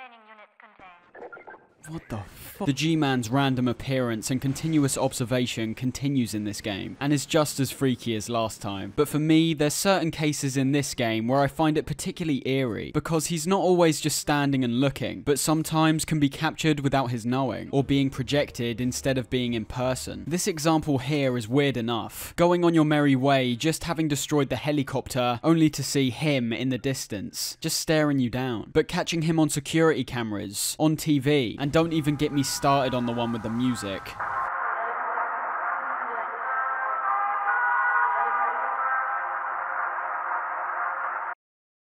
These make his presence feel even more large. You feel like he's literally all over the place. So, not long after, we end up reaching Black Mesa East, where we meet the characters Eli and Mossman. Mossman is made to be somewhat of an antagonist here, still supposedly on the side of good, but locking you up the minute you enter, and having an argument with Alyx, who we've already known and are supposed to like better, which paints her in a bad light, working well for later events in the game. Looking around the room where we meet Eli, we can see a frame with numerous news clippings pinned to it. These are the kind of subtle storytelling moments that I think are excellent, and I do think that has a lot to do with Half-Life 1. They're easily missable, but not too hidden to be unnoticeable. This board alone gives us the rundown of what's happened to Earth. The Combine invaded Earth and went to war, taking only 7 hours to win before the Earth apparently surrendered. And for some reason, the one man who found his way to the top was Wallace Breen, most likely serving as a stand-in for that actual Combine, who were presumably on a faraway planet. Let's talk more about the characters for a minute, because that's what they seem to be focused on right now. I think how you connect to characters, and I suppose a story in general, all depends on your personal tastes. An attitude purposely written to be sweet and likable might really piss someone off, and result in them hating that character.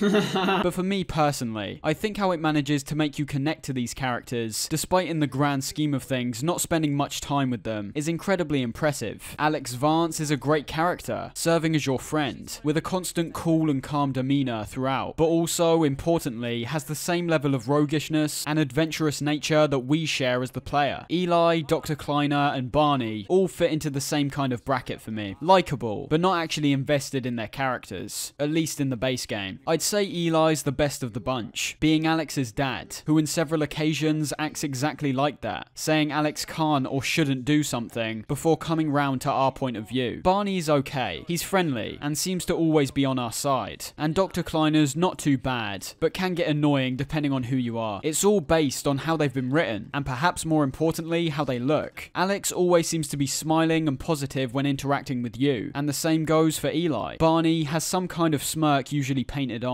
showing that he's the kind of character that will try to act slick and cool, but then be shown up. It's all great stuff, nothing really revolutionary outside of the expressiveness of the faces, but has clearly worked for a lot of people to create memorable and likable characters. Talking about likable characters, you can't help but love Dog. We meet him after being given the gravity gun, a weapon which once again aims to show you the capabilities of the physics in the game, and actually turns out to be one of the most creative and diverse weapons, just from what it's capable of throwing and what you can set up with it. We're taught how to use this thing, which initially seems tedious, with Alyx telling us to just try it out on random things. But when we meet Dog, we get a more than effective lesson, teaching us not only to shock and repel items, but also to grab and throw. I will say though, even though it's nice just hanging out and playing catch, it's got to be the worst game of catch ever.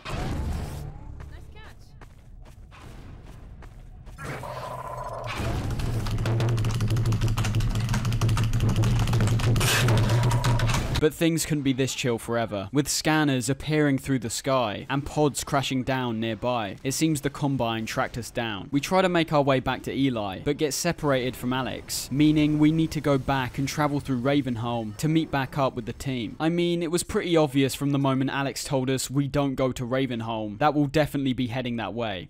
That's the old passage to Ravenholm.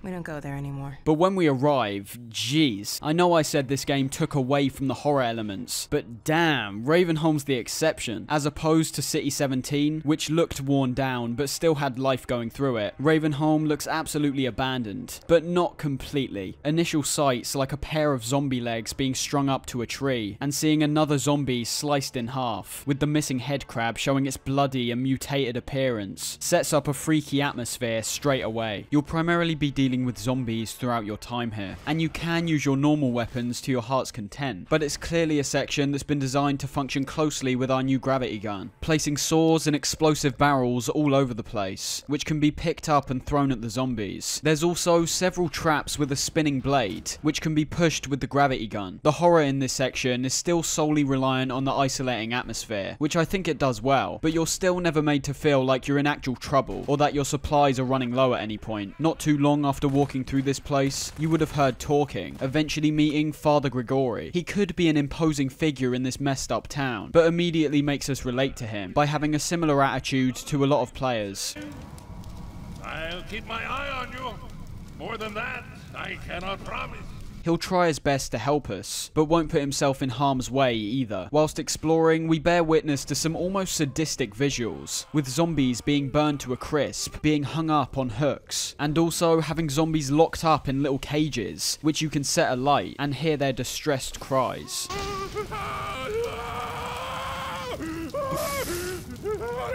It's some messed up stuff, and I think it could have really been taken to the next level, but it never crosses the line into being bone-chillingly freaky. The frequent reoccurrence of Grigori works to make us like him as a character, but destroys any suspense which might have been built up. I think my favourite part about Ravenholm is how handcrafted everything feels. Not in terms of the actual developers, although obviously that too, but seeing all these traps slapped together with random pieces of scrap metal, having cars set up to cables to drop on the zombies, walkways made out of wooden planks and pallets to adapt and overcome the zombie horde below. It just feeds into this atmosphere of the town being abandoned. It's also important just thinking about this place in comparison to the Citadel. We've travelled some distance, but Ravenholm isn't too far away from what appeared to be an incomprehensibly giant and futuristic building. But here it's like we've gone back to prehistoric times. We eventually end up being given a shotgun, which coincides with the introduction of a new kind of zombie. zombie. We've already seen a new type of head crab, this one appearing black, with larger legs, body, and distinct rattling sound when jumping at you. These ones not only take more damage to put down, but also temporarily take away all your health, where you then have to wait for an antidote to be employed before you get it back again. I think that's a great setup for what could result in some tricky situations, pairing those head crabs with enemies that could then down you in one hit, but I think they're never really used to their full potential, as it seemed whenever I got hit by one, there was either no enemies around to deal me real damage, or I could just run away really quickly and get my health back. The new zombie which gets introduced here though, does still actually scare me. These guys move incredibly fast, usually jumping several feet through the air to come and get you. Their head crab also reflects this, being slimmer than the rest, and much more aggressive. The cries they let out echo and reverberate around the entire town, and due to how frenzied they are, you can't help but feel worried whenever you hear them. And that about sums up our experience here. It's a complete switch up in atmosphere, and actively encourages a playstyle that we're not accustomed to, and as a result becomes arguably the most memorable location in the game. The final push forward where you're fighting alongside Grigori has a fairly similar payoff to the helicopter, seeing this character helping you from a distance, and then eventually working your way to each other, protecting each other's backs against a huge zombie horde. What makes Grigori even more memorable is that he only shows up here. We never see him again, and because his personality is just so extreme and weird in many ways, it not only makes you miss him while continuing on, but on repeat playthroughs makes you excited for this section in particular. Heading out of Ravenholm, we first need to head through some mines and fight through some combine till we reach another resistance camp, and another vehicle section. So let's talk about the level design for a sec. Now I can't help but think during this game, and every future Valve game, the way their levels are designed seem curated to most effectively show off their new mechanics. Ravenholm was a good example of this, having very tight sections jam-packed with the new types of zombies, head crabs, and of course tons of physics-based objects to kill them with. This all fed into making an isolating and claustrophobic atmosphere that fit perfectly into its horror-centric theme. But I almost see that as the anomaly in this game, with pretty much every section for the most part being much broader in scale. Of course, the clearest examples of this are within the vehicle sections, which are still moments I really enjoy, but also expose weaknesses in the game too. The airboat section really makes you feel like you're journeying far away from where you started, not just in a horizontal sense, but also having moments where we fall off steep drops. It's still quite linear of course, because despite having optional locations you can go to, you'll always end up having to follow the one path down the river. But that's fine. Having larger areas to explore doesn't only result in some more impressive visuals, but also plays into factors like giving you more time to breathe, take in the environments, and not just constantly being hounded with enemies. By keeping your surroundings varied, it also makes your adventure feel even more grand, as opposed to being stuck in one location dealing with one situation. I know I've started talking about world design here, but in this game they're kind of interchangeable in my eyes. You can't have this broad scale if the levels were more enclosed. It would feel fake. So actually letting players explore points of interest, like sunken ships and boarded up houses, even if there isn't any reward for it, gives a great sense of freedom. So we eventually reach Highway 17, where we're given the scout car, or the buggy. As we're about to set off, the magnet fails. What?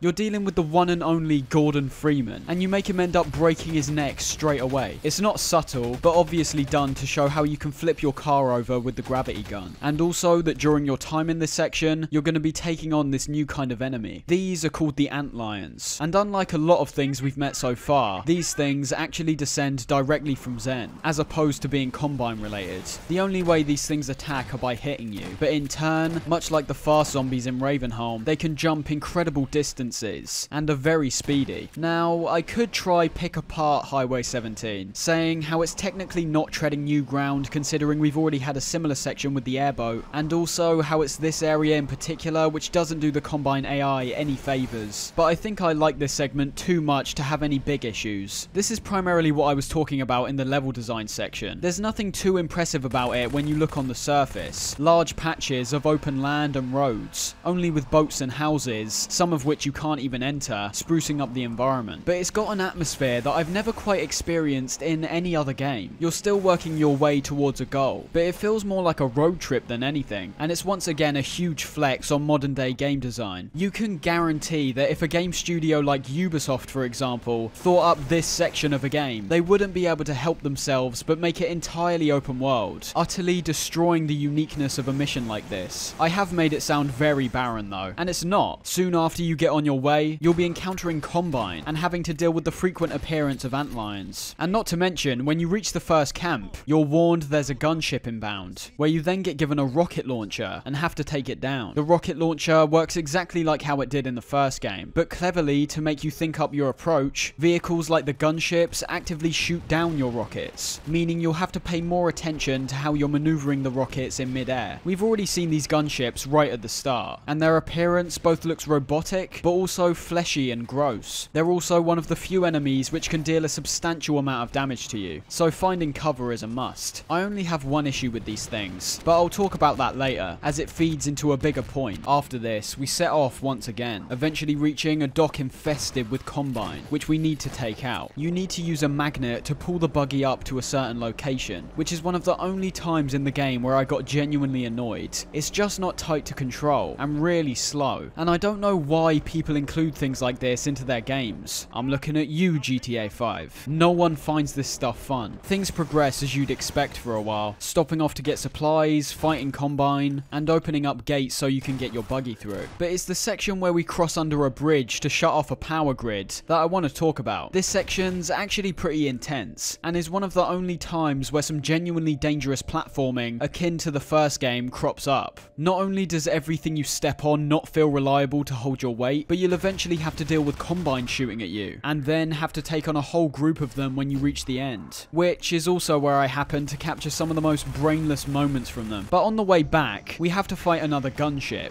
which is an interesting scenario if it didn't just happen 2 times in very quick succession. This is the problem when turning what appears to be a set piece into a full-blown enemy. The initial buzz from taking down that first gunship is now gone. It doesn't mean anything anymore. It wasn't a one-off battle that you just barely made it out of. You now know you can deal with these things easily, by yourself, and hell, even while platforming through a rickety bridge. You'll get lost!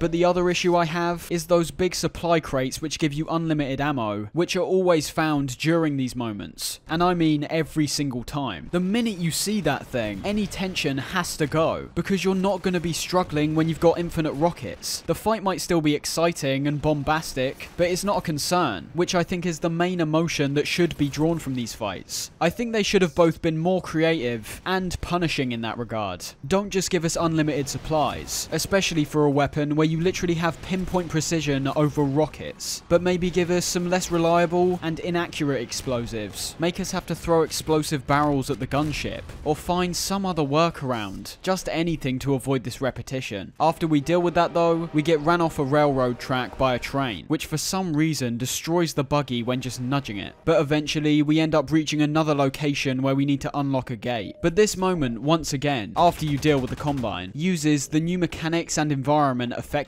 We need to find a couple batteries around the area, with the first one already being placed in to let us know what they look like. The second one's right nearby, but the third one teaches us not only to be more aware of our surroundings, which could later result in acquiring supplies and maybe even new weapons, but also cleverly shows off the gravity gun's capabilities once again. After that, we reach another camp, have to fend off against Combine and fight yet another gunship, but after that point, we're done with the buggy, and instead make our way forward through a secret cliffside passage. This entire section is all focused around antlions, and a new mechanic where they become hostile if you step on the sand.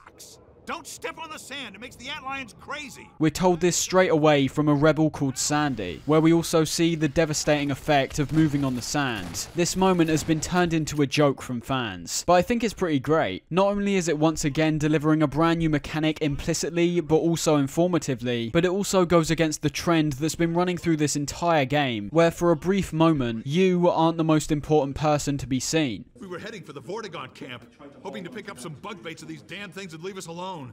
Let's look at the Without Laszlo, clip of some... what's the point? The character Sandy just witnessed his friend Laszlo get torn to bits, claiming he was the finest mind of his generation. He doesn't care that you've just popped up, and in fact doesn't even see the point in going forward without Laszlo. Working our way forward, the level's been carefully designed to make tight navigation and risky jumps the most appropriate way forward, even making you improvise at points by using the objects around you to your advantage. This section, more than anything though, made me think about game design in general. Despite the mechanic of the antlions popping out the sand and coming to get you, it never felt that threatening to me. There are quite a few that spawn in, but they can be taken out so easily that ultimately if you decide to rush through this section and not worry about the sand, you're not going to have much of an issue. I'm fully aware that instant fail states are a big annoyance to a lot of people, but in situations like this, I could fully understand why developers do it. If you're setting these enemies up to be as ferocious as you say they are, you do also have to back that up in the gameplay, which just isn't the case here. I'm not saying if you step on the sand, they should kill you straight away. That would be annoying, but there definitely should have been a bigger consequence. During this part, we also have to fight an antlion guard, which, I mean, I know you see what I see. This enemy acts just like Gonarch from the first game, although this guy simply charges at you, not shooting out any of those annoying baby head crabs. A Vortigaunt then greets us, and extracts theropods which we can use as bug bait, in turn making the antlions fight for us. We get a short tutorial on how to use these, which halfway through the game does feel a bit strange, but is fine. I never used to use the bug bait, but on this playthrough I found it actually works really well. You throw them at whatever you want the antlions to attack, and you can also call the antlions directly back to you. These are especially useful in the next section, where we're charging the Combine like some kind of alien Normandy. The most important things to recognize here are that the antlions are still on your side even if you put the bug bait away. They'll also be restricted by these large antlion restrictors, which you'll need to deactivate, and also that despite being fragile, are pretty much limitless in their supply, and take out any Combine in one hit. I actually really enjoy this segment. It definitely reinforces the idea that Gordon's basically a one-man army at this point, but also because of the sheer amount of Combine in this section, many of which are shooting at you non-stop with turrets, it actually presents more of a risk. You can't just run around as you please, because you'll end up dying. We eventually find a way into the compound, which we can now clearly see as some kind of prison. We once again have to fight a gunship,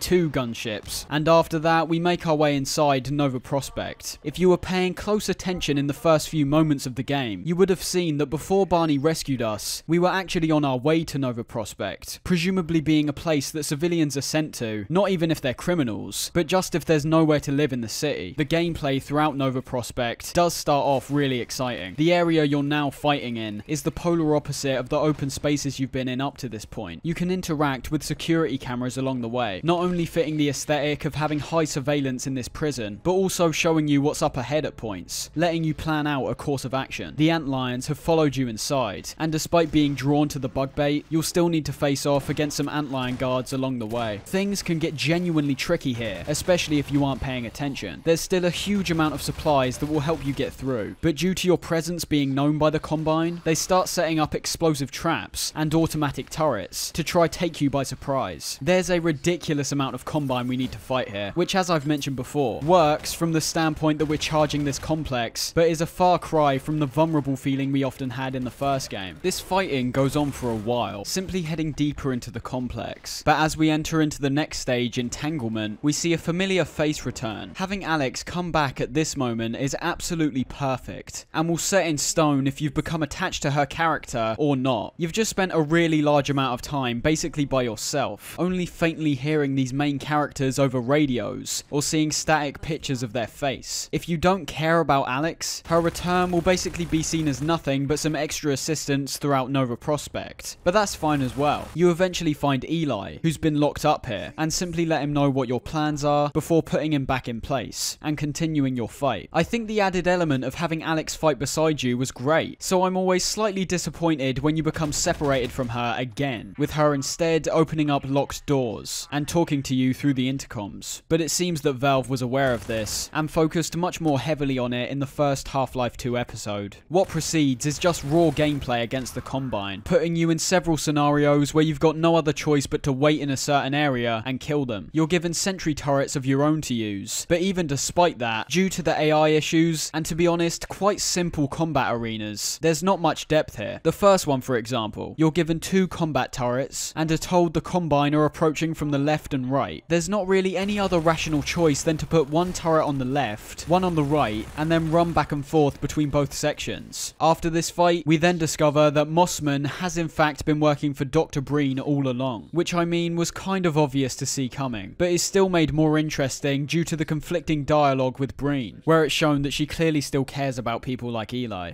As I have stated before, you have to let Eli come around on his own. I have known Dr. Vance far longer than you, my dear. I'm afraid your feelings for him may have blinded you. Feelings? This has nothing to do with feelings. It's a simple truth that when Eli believes This is not open to debate, Dr. Mossman.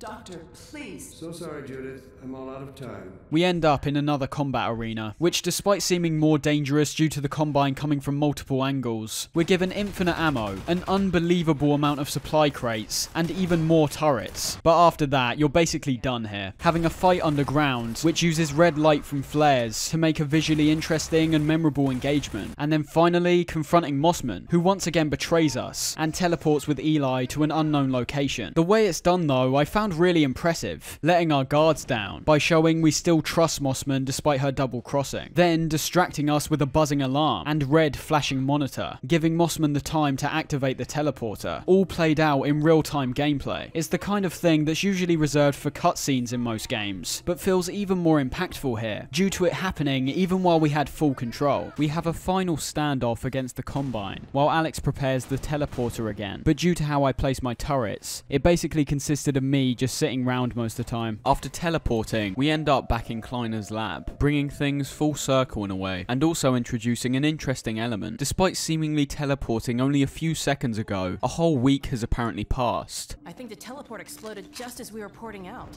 Indeed it did, and the repercussions were felt far and wide, but that was over a week ago. What do you mean? Gordon and I were just there a minute ago. Fascinating. And in between that time, due to our invasion of Nova Prospekt, an entire uprising was started from the Resistance, as well as news that Eli's been locked up in the Citadel. Dog also makes his grand return, and as we're about to go help out Barney with his attack, we get this. Gordon, take care of yourself out there. Despite setting off with Dog, you only get to fight alongside him for a very short period of time, which I understand in terms of letting you actually do something, because he's an absolute beast, but I would have liked to see even more moments, like when he takes down an entire group of Combine.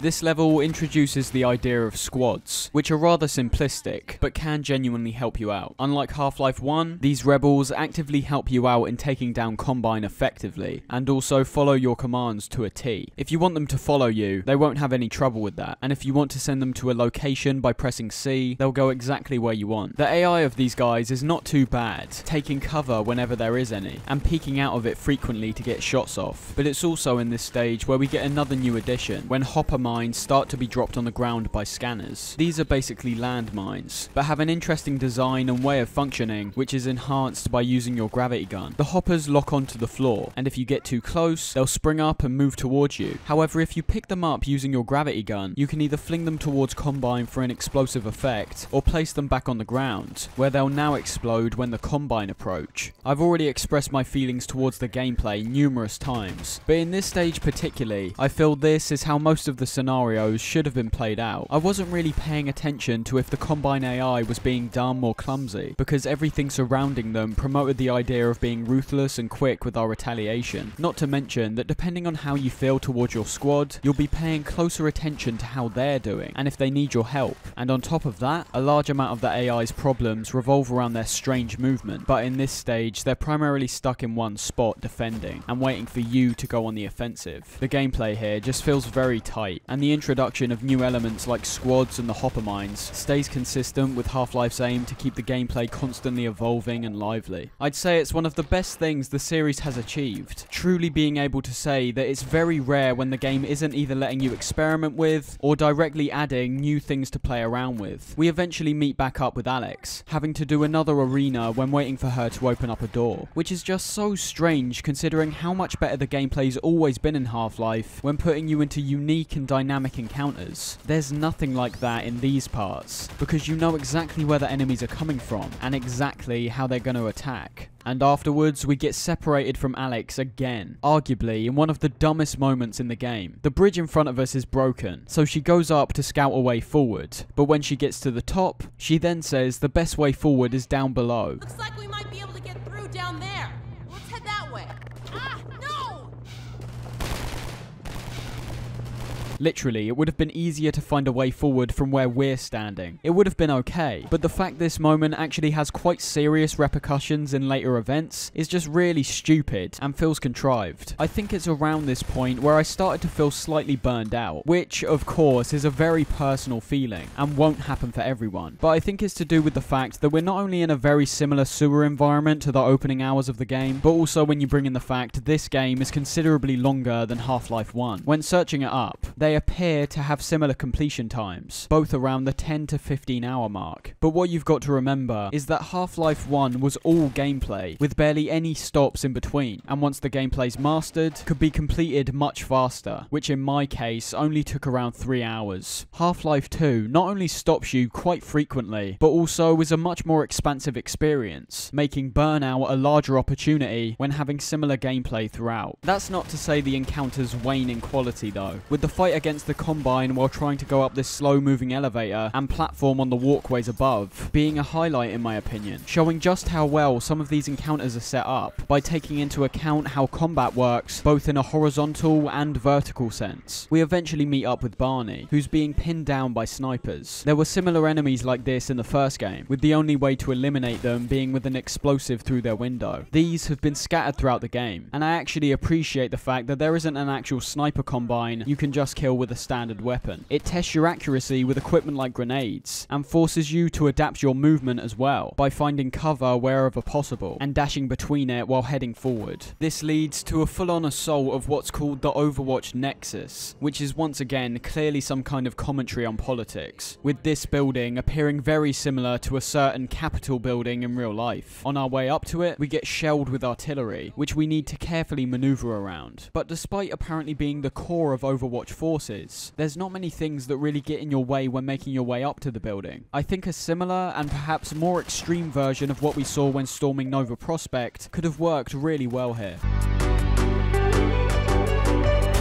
On the inside, we once again get a really well-paced section, while introducing new threats like turrets which pop out the ground, which can be most effectively dealt with by throwing a grenade when they're exposed. Our main goal here is to deactivate 3 generators so we can access an area on the outside, as well as letting more reinforcements draft in. Making our way through here, we'll be locked inside rooms and have to fend off enemy assaults. We'll need to perform careful and precise platforming to avoid tripping certain alarms, and once we're done, we've got to head up to the rooftop and fight a guy. Oh, come on man, really? But after we beat that thing, we're still not done. On our way out of the Nexus, 2 absolutely terrifying Striders are called to wipe the resistance out, and the battle against these is excellent. It's one of the only times in the game I felt incredibly vulnerable, simply due to the amount of damage they fire out. You always need to be running when out in the open, and have to use cover effectively. Using rockets is obviously the main way to take these things down, and I initially thought they were finally being restrictive with the ammo, making me come up with a new way to handle the Striders. But then I moved forward just a bit and found a rocket ammo crate, taking the Striders down in no time. But even after that, 2 more come in, which are just as satisfying to take down. This is where elements like the ragdoll physics and sound really enhance the gameplay. Seeing these Goliaths, which seem to be initially unstoppable, go limp and cry out in pain.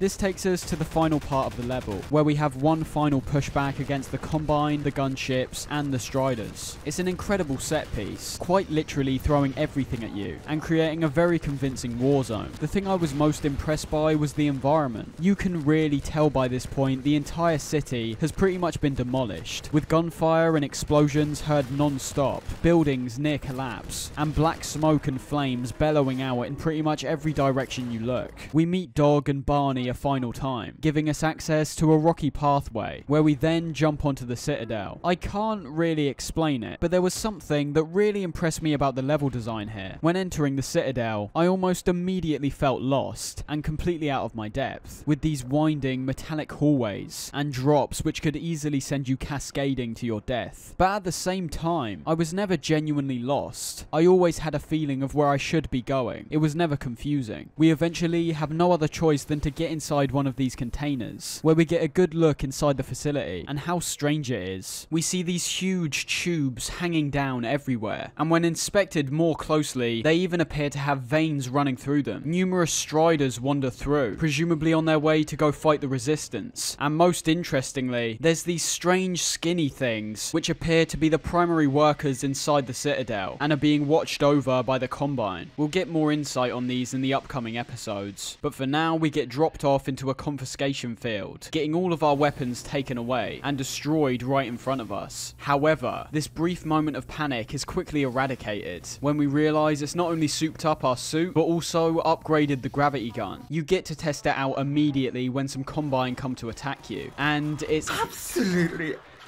everything you hoped it was going to be. Despite the experience of Half-Life 2 being significantly easier than Half-Life 1, that doesn't remove how satisfying this moment is. The main style of gameplay in these games, and the situations you're thrown in, always has you either being cautious or actively trying to escape. That was literally the entirety of the first game, constantly on the run, constantly feeling like the next battle might be your last. So finally being given a weapon that just absolutely destroys everything is a payoff that's essentially been building over the course of 2 whole games. As we work our way forcefully into the Citadel, we're given tons of opportunities to mess around with our brand new weapon, while at the same time being frequently contacted by Dr. Breen. He's clearly the villain here, but interestingly, his viewpoints aren't so far out that everybody playing will naturally disagree with him. He's basically a slimy fascist dictator, manipulating any heinous actions he's made by saying that if he didn't make those tough decisions, nothing would have gotten done. As opposed to a troubled society, there wouldn't be a society at all, even posing the question to us, asking what we've created, and pointing out that we've only been able to destroy things with our time.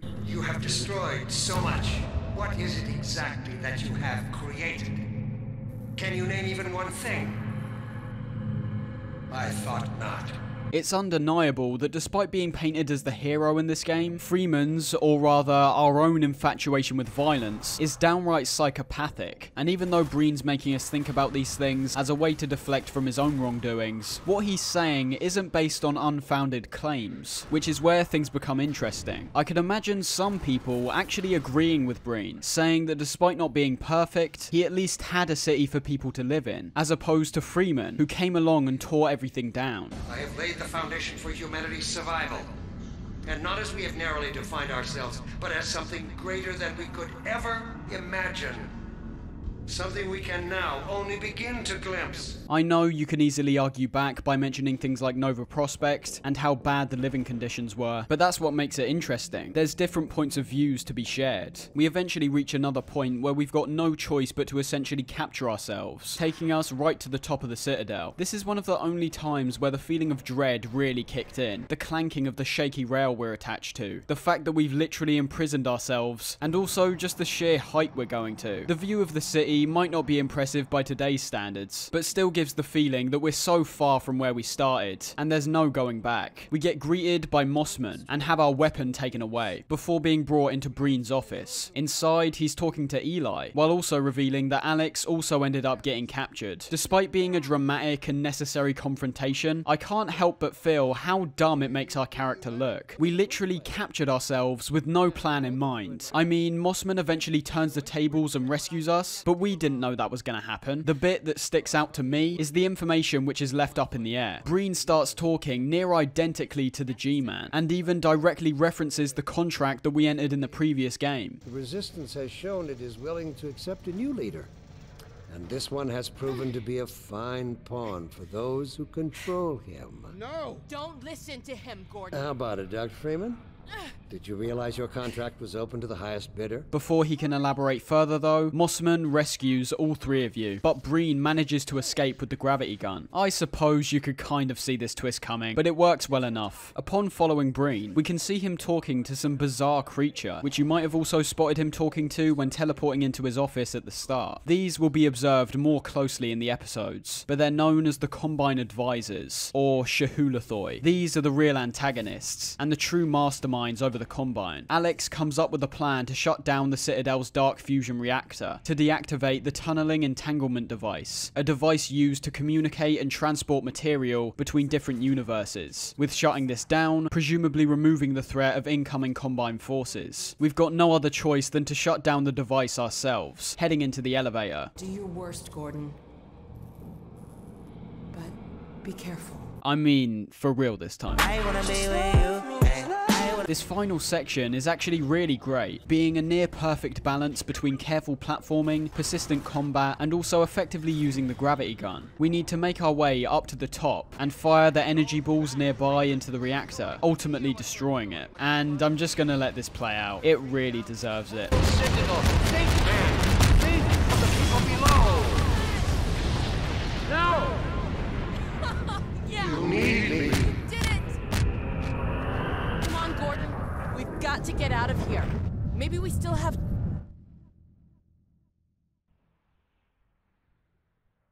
Time, Dr. Freeman?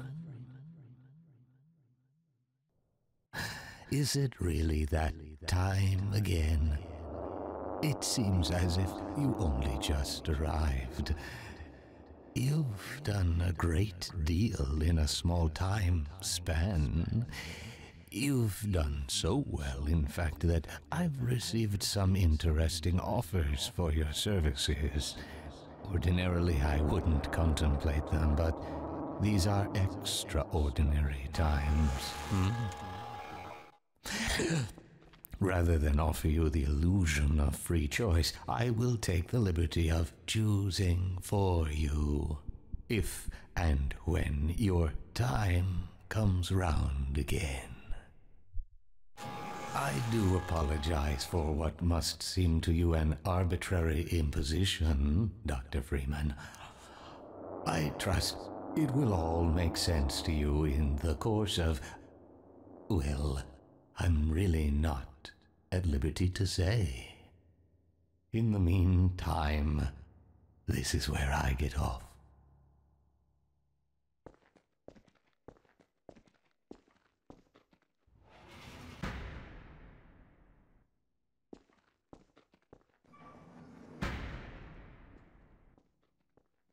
Easily one of my favourite endings to any game. Just the G-Man reminding us once again that no matter how much progress we thought we made, or how much we thought we were beating the big bad villain of the Combine and Dr. Breen, him and his apparent employers are the real ones in control. They can bend time exactly as they see fit. It's an anti-climax in the best way possible, and is actually even more effective due to everything else surrounding it. Spending the entire game pushing forward, overcoming the odds, and having everyone treat you like some kind of god. And just as you're about to take a sigh of relief and complete your mission, everything goes wrong, with both you and Alyx appearing to be milliseconds away from death before the G-Man freezes everything. And that's it. We end up right where we started, with the G-Man proving his dominance over this world and leaving us in a state of confusion. This is an ending for many people that could be seen as unsatisfying and leaves too many unanswered questions. But luckily, Valve released a couple more episodes for Half-Life 2, which shows the aftermath of our actions. Episode 1 picks up straight where we left off, showing the Vortigons rescuing Freeman and Alyx, as well as blocking the G-Man from coming to speak to you. This simple moment becomes incredibly interesting the minute you consider that not only is this the first time the G-Man's ever been able to be stopped, but also the first time he's ever shown emotion, showing anger at the audacity of thinking you could escape him. We'll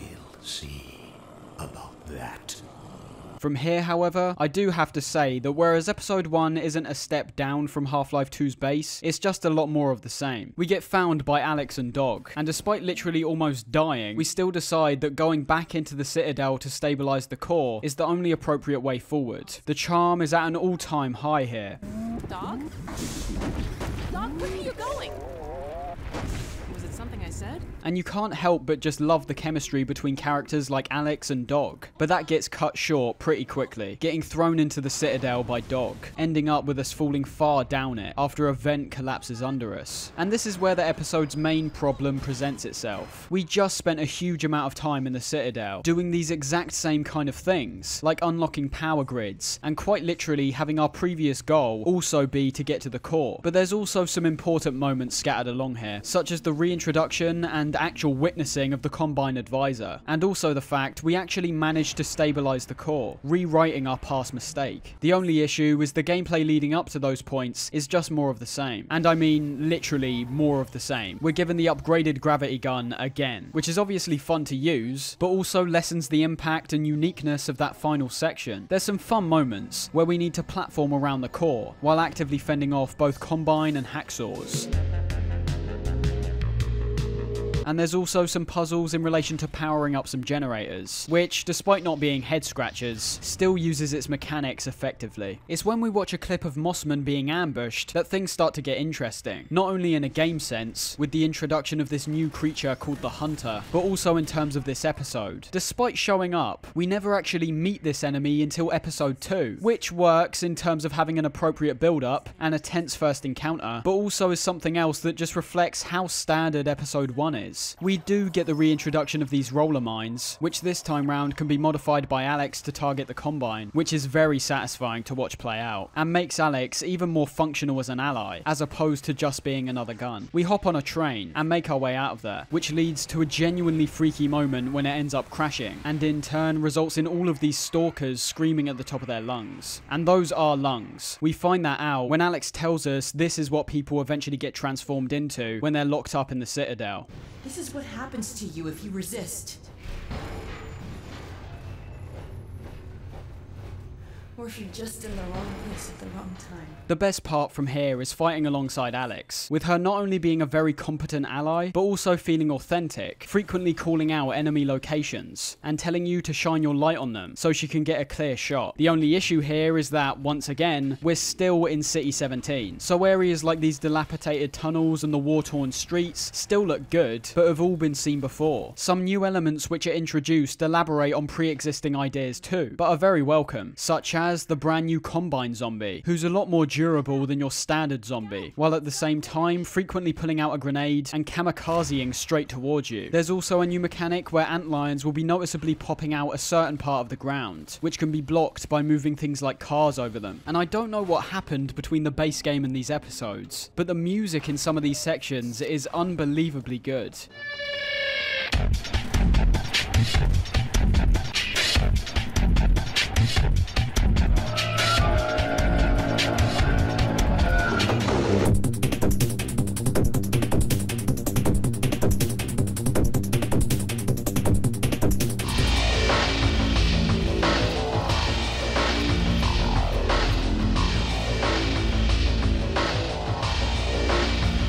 The most memorable moment for me is still the reveal of the now completely destroyed City 17. Not only is the visual of the hellish looking Citadel intimidating, but it sets in stone that our actions have actively pushed back and beaten the Combine, and also that we can't stay in this city much longer. We stay alongside Alyx from start to finish here, and even when you're separated, she's either waiting for you to unlock something or using a sniper rifle to help you from a distance. It's an effective way to draw players even further to her character, as there's a chance, due to her large absence in the base game, that people simply weren't connecting. It's also hinted at during several moments that, and I'm not joking this time, there's supposed to be a romantic tension between Alyx and Freeman. Now would be an excellent time for procreation, which is to say, in layman's terms, Is Dr. Kleiner really telling everyone to get busy? Go on across, Gordon. She's waiting for you. You lucky dog. And if you're cynical like me, your first thought's always going to be, how has Alyx ever liked us? We haven't talked to her once. But it works okay. Let's just say when that element to your relationship is further revealed, it's not too surprising. Combine, antlions, and zombies are the primary things you'll be fighting here, and that's pretty much all you really do up until the end of the episode. It's a bit of a shame, considering there's so many unanswered unanswered questions and more interesting elements that we could focus on, as opposed to just raw violence. But I suppose they felt it was necessary to fight a gun. No, the final section also makes absolutely no sense. And the worst part is that they even acknowledge it. You've simply got to lead several groups of rebels to the train station while being attacked by Combine. But there's a big issue here. Things are completely calm when you drop off the first group, which begs the question, which Alyx literally asks, why didn't we bring them all over at once? Yeah, why didn't you? It feels contrived, and that we're once again going through the motions. We couldn't bring them all at once, because then we wouldn't have a gameplay segment, which is a horrible excuse. Despite that, the section's not too bad. It's not really intense, as the rebels can actually die and nothing will happen as a result, but it's fine enough. The ultimate conclusion, though, is a fight against another Strider, which, despite being exhilarating due to its appearance right as you're about to leave, is just something else we've already fought before. And not to mention that popping out of cover, shooting a rocket, and then going back doesn't make for the most engaging fight. But we eventually make our way out of there, with a huge shockwave emanating from the Citadel, presumably crashing our train, ending the episode.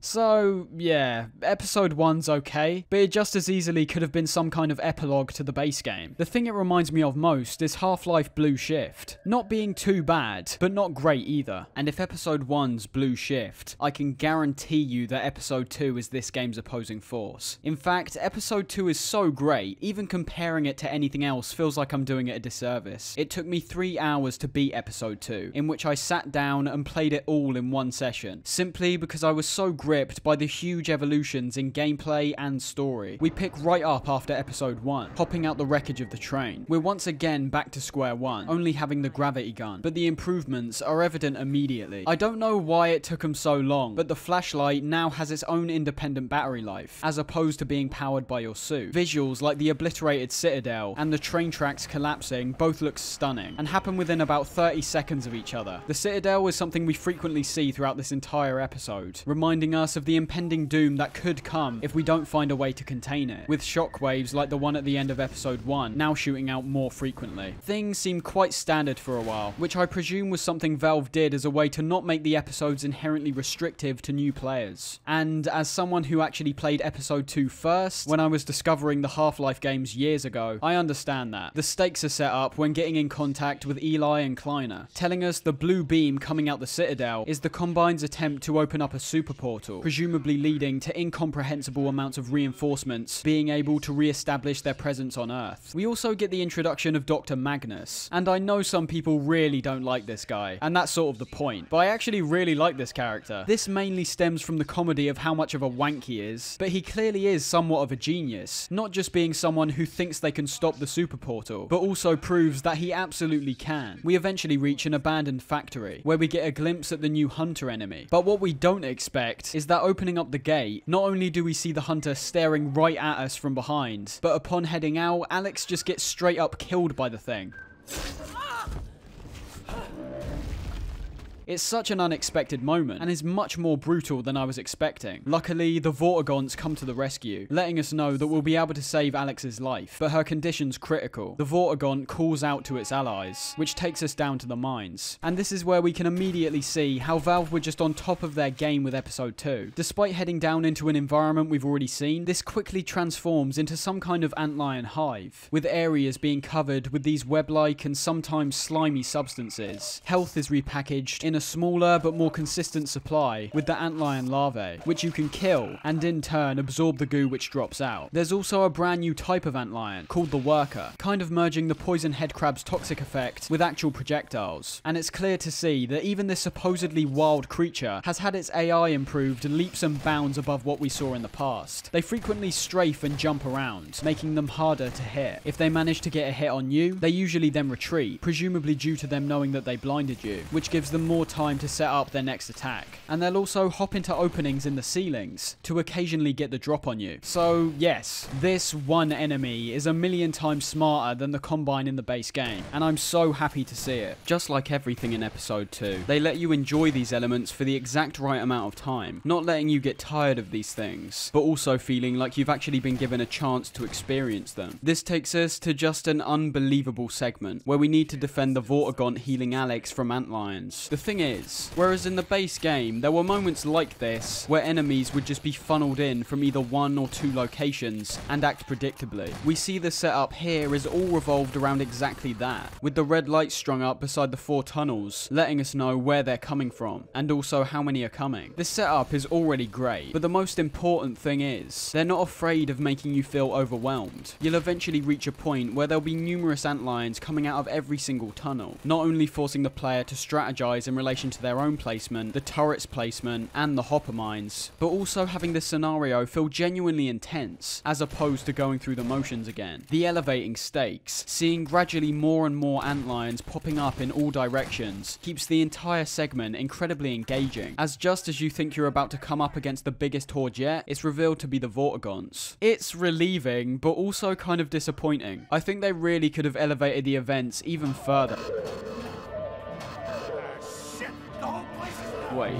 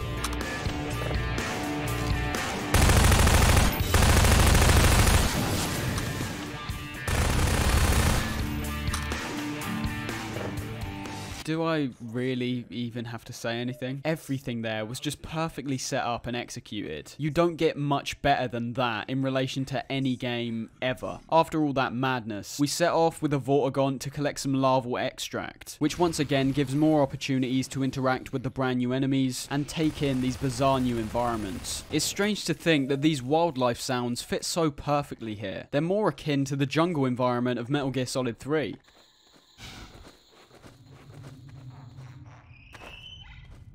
In between this time, we also deal with some interesting physics-based puzzles, have a broader standoff with zombies and antlions while waiting for an elevator, and the Vortigaunt just spouts out, hands down, some of my favourite dialogue. No pit would be complete without a Freeman climbing out of it. We also have a set piece with the Ancient Guardian, which we don't actually fight here, but simply run away from, sprinting into tight holes and crevices in a desperate rush forward. We eventually reach the larvae, and wow, I cannot believe this came out in 2007, before heading back to Alyx, where we... This is not what I meant when I said I wanted to see some skin.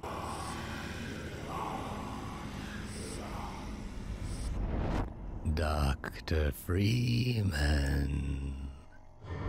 I realize this moment may not be the most convenient for a heart-to-heart, but I had to wait until your friends were otherwise occupied.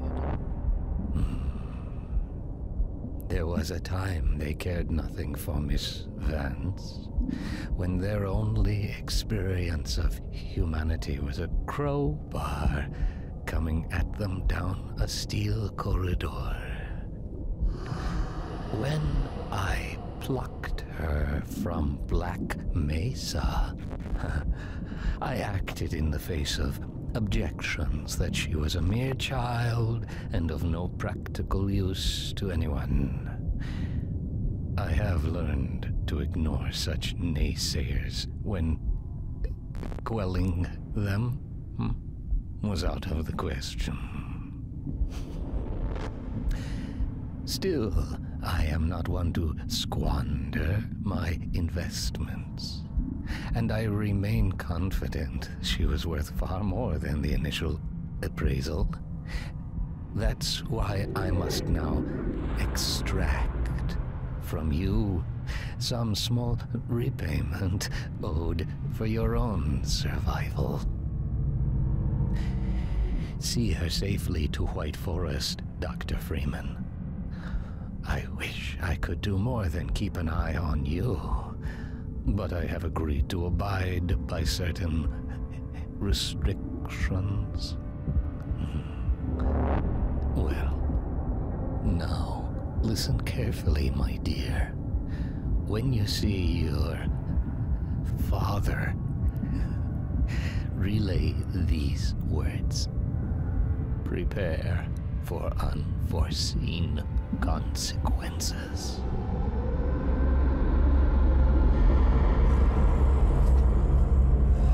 Yes, in arguably the most bone-chilling moment in the Half-Life franchise up to this point, the G-Man makes his grand return. His entire speech here not only reveals some insane details with huge story implications, but also features some of the most brilliant pairing of visuals along with an incredible performance from Mike Shapiro. We learn that not only did the G-Man have to wait for the Vortigons to be preoccupied with Alyx to make his presence known, but the biggest bombshell is that Alyx is in fact employed to the G-Man, just like Freeman, being plucked from Black Mesa as a child. We're then given direct orders from him, telling us to take Alyx to White Forest, which is the base where Eli, Kleiner, and Magnus are, and that she delivers the message, prepare for unforeseen consequences to her dad. Just such an excellent moment, followed up by the awakening of Alyx. After this, we make our way straight out the mines, witnessing the Combine making their way across a bridge, carrying an advisor with them. They're assumedly on their way to White Forest, setting high stakes immediately and propelling us quickly forward. Up ahead, we end up facing off against the Ancient Guardian, which is a fairly intense battle, before then making our way up an elevator and reaching an outlook overlooking the bridge. Of course, with the G-Man no longer being restricted, we can witness him observing us and walking away, something that was sadly but understandably missing from episode 1. We need to make our way to a car on the opposite side of the bridge, which is just yet another brilliantly designed and memorable section. All kinds of zombies absolutely infest the area, and as we make our way forward, Alyx gives sniper assistance from above. We get similar opportunities to those seen in Ravenholm, being given tons of explosive barrels and buzzsaws to absolutely wreck the infected.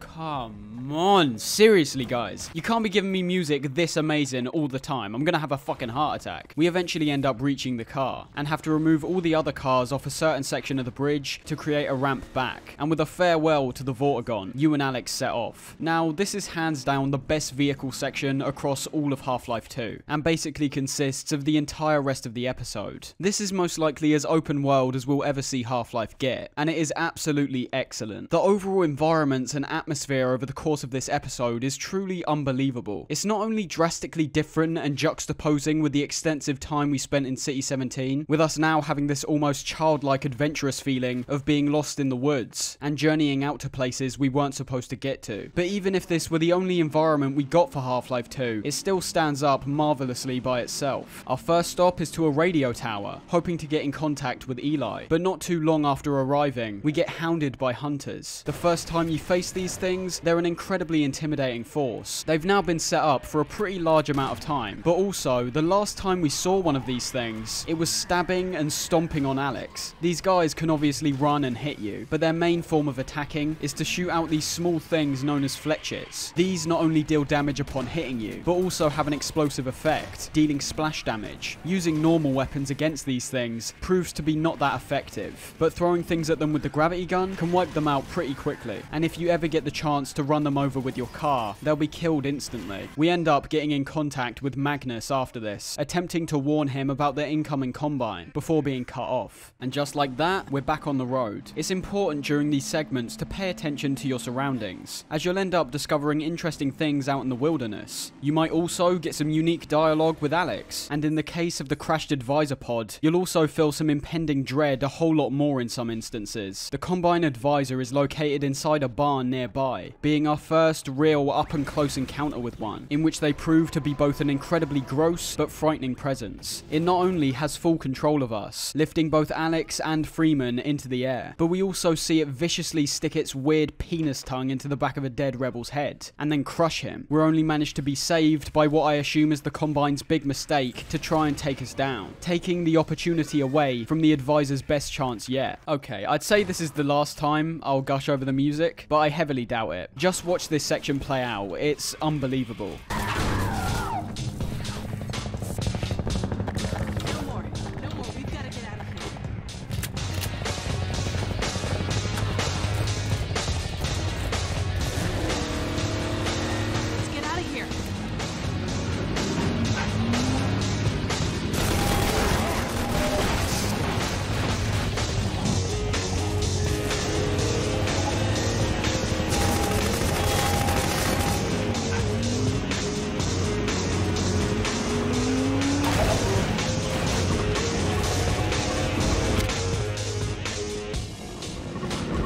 So, we end up back on the run from the Combine, but cause serious damage to our car. Luckily, there's a rebel camp just nearby, which gives us a chance to take down the helicopter. But as opposed to what we'd expect in the first two parts of Half-Life 2, we're not given a rocket launcher, but this time use our own intuition to turn the helicopter's own weaponry against itself. While we're waiting for our car to be repaired, we help out the rebels by shutting down an autogun, which is proving to be a dangerous hazard, featuring a nice section where we need to predominantly hide behind cars so that we don't get hit, and also freaking me out immensely with some of these crawling zombies who take you by surprise. When we get the car back, we're also given a radar, which pings whenever there's supply caches nearby. Now, despite me thinking that not all of these supply caches are going to be essential, they're still all worth investigating. One, because some of them do genuinely lead to some unique combat encounters, and also sometimes physics-based puzzles, which require some thought. And two, because really, any more time spent in this world seems like a good deal to me. We eventually end up getting trapped at the White Forest Inn, leading to an absolute avalanche of Combine forces. This is pretty much exactly what I wanted from my encounters in the base game, because it's not really trying to be dynamic. It's obviously a set piece, but there were certain similar moments which just had nowhere near the impact. And I've got to say, it's one of the only times where I found myself genuinely struggling in relation to both health and ammo, which felt satisfying, as it made me feel like any supplies I acquired then had to be used wisely, taking me even deeper into the experience. But ultimately, after deactivating the generator, we managed to make our way out alive. We get more driving, taking in the once again stunning woodland and expansive mountain environment, until eventually encountering a Strider. No word of a lie, when I first saw this thing, the only thought that came to mind was, what happened to Dog? And I assume that must have been the intention, as only a few seconds later does he jump out and wreck the thing in a really well animated fight.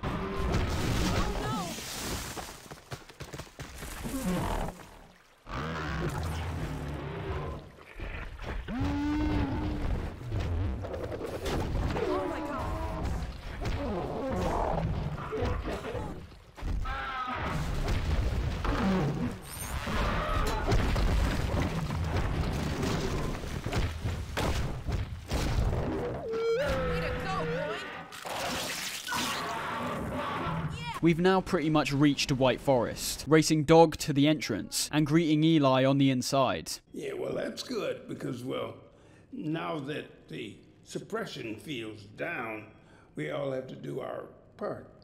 Dad? Can you blame an old man for wanting grandkids? Now that we're here, we discover they're planning to launch a rocket directly into the Combine portal, and when we meet Magnuson, he is annoying, but also understandably pissed off at your allies dawdling, considering the sheer weight of the situation. But upon being sent to go investigate why alarms keep getting tripped, the Combine start to invade the facility. The situation becomes incredibly dire, with it genuinely feeling like they're launching a full-scale invasion on the place, but we eventually manage to push them back. It's so impressive impressive the sheer amount of information we're given here, all while never becoming too drony or boring. For example, right after our fight with the Combine, we meet back up with Eli, Alyx, and Kleiner, where something called the Borealis is brought up. Whatever was contained inside the Borealis is unknown, but clearly has some sort of weaponry with the magnitude to create insane amounts of damage, conveyed incredibly well through Eli and Kleiner's disagreement about using it. Ah, but now that we've found it, we can use it against the Combine. Did you use it? That thing has to be destroyed. But think of the advantage for humanity. We can't simply waste all that potential. Has Black Mesa taught you anything? There's no controlling that kind of power. There's a reason why so many people love episode 2, but find it so sad to play, and it's all because of stuff like this. After the reveal of the Borealis, we also finally get the delivery of the G-Man's message about unforeseen consequences. Prepare for unforeseen consequences. What did you say? As well as the first actual discussion about Eli and Freeman's mutual friend, who's obviously heavily implied to be the G-Man. Unforeseen consequences. The last time I heard those words was back at Black Mesa. You had just stepped into the test chamber when he whispered them in my ear. You know who I'm talking about.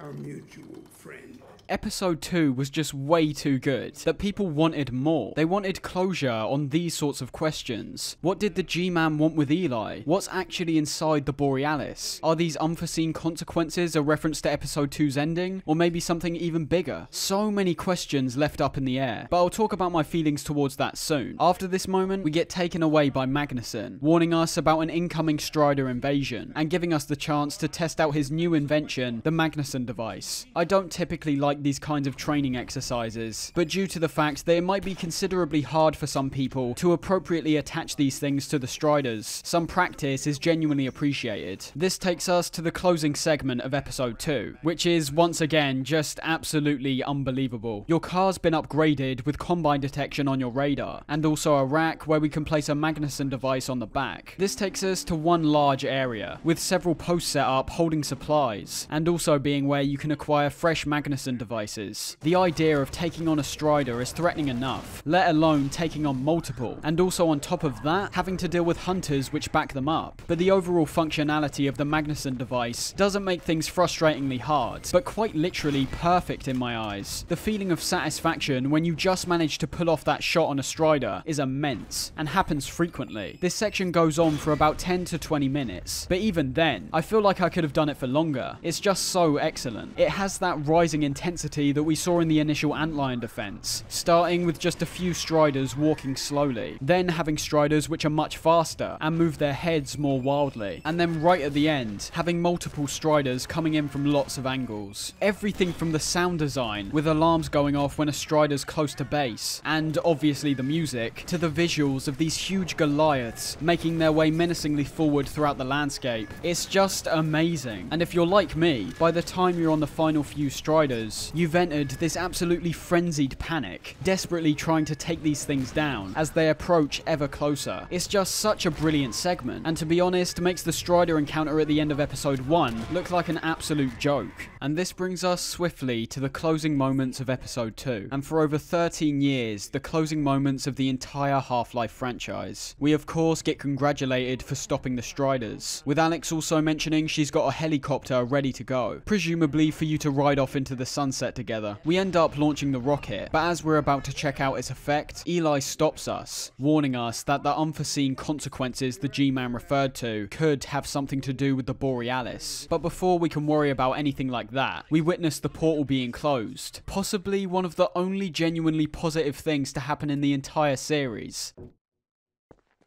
We've activated the resonator. This is it. Oh my goodness. yes. The portal has been We did it! We did it, Gordon! We sure as hell did, and not a moment too soon. So of course, it's only natural they've got to follow that up with easily one of the most disturbing and horrible endings I've ever seen. And I'm not exaggerating. It's got a large part to do with how deep our connection to these characters are by this point, but also just because how depressingly brutal and unfair it seems. This was supposed to be a happy moment, but it was snatched away by these Combine advisors, and could very well be the consequence the G-Man was actually referring to. Listen to me. Destroy that ship. Whatever it takes. Destroy it. Don't! Dad, look out! No! Dad! Dad! God damn it, let go of him!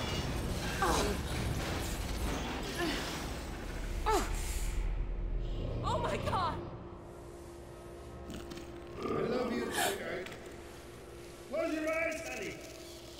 I love you, Dad! Don't look. No! Oh my God, no! No! Gordon!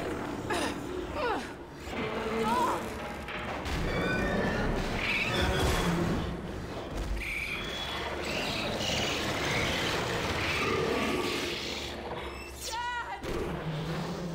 Oh God! Dad! Dad! Dad, please! Dad! Oh my God! No! No! No! Oh my God! Dad! No! Don't leave me!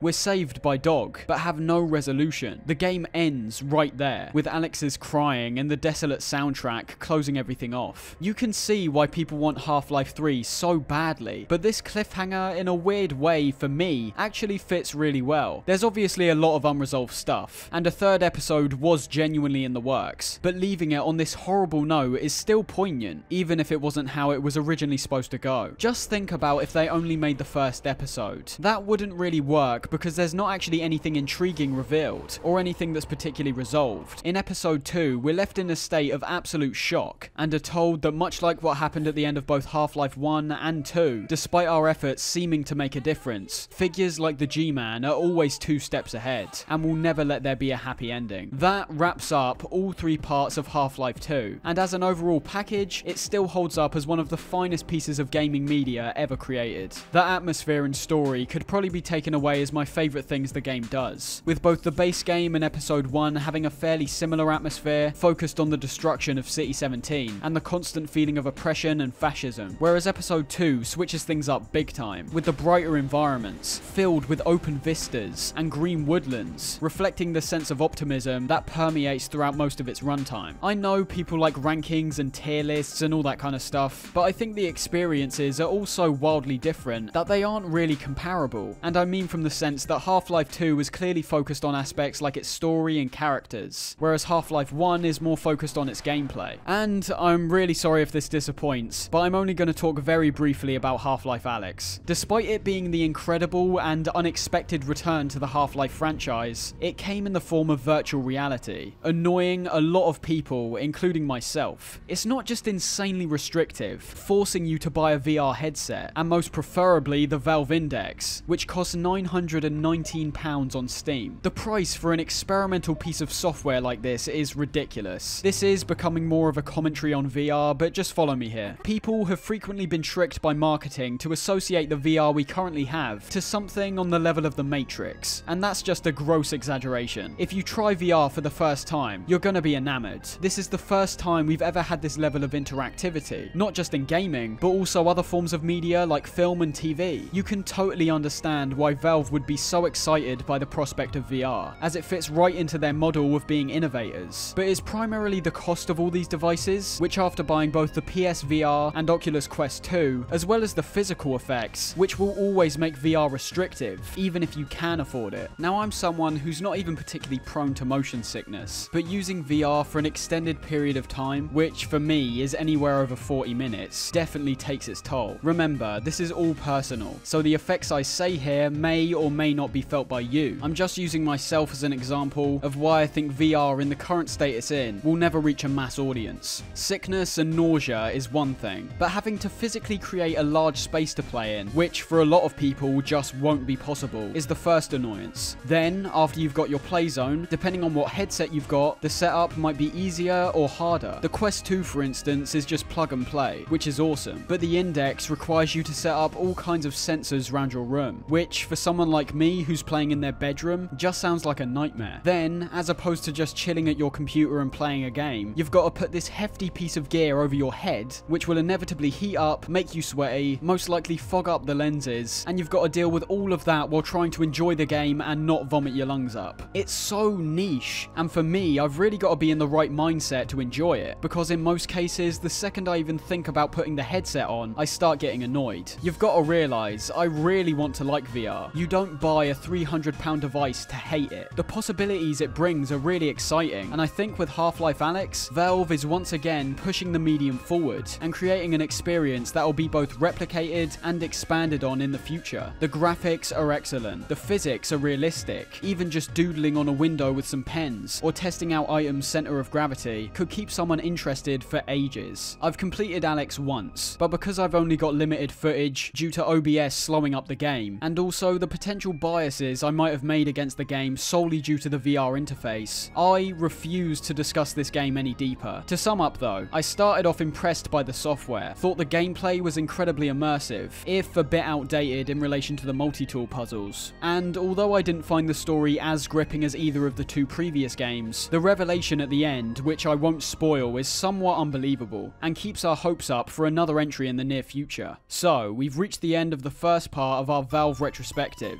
and in this time have critically analysed and discussed the entire Half-Life franchise. The ultimate conclusion is that not only do I think these games made Valve who they are, but went on to inspire numerous game companies to be who they are. You simply wouldn't have games like BioShock, Halo, or Fear if Half-Life didn't set the standard for what FPS games could and should be. The cliffhanger at the end of episode 2 is a real kick in the teeth, something that we might never see be expanded on, but the legacy it's left behind will never be forgotten. So, with all that being said, this is where I get off.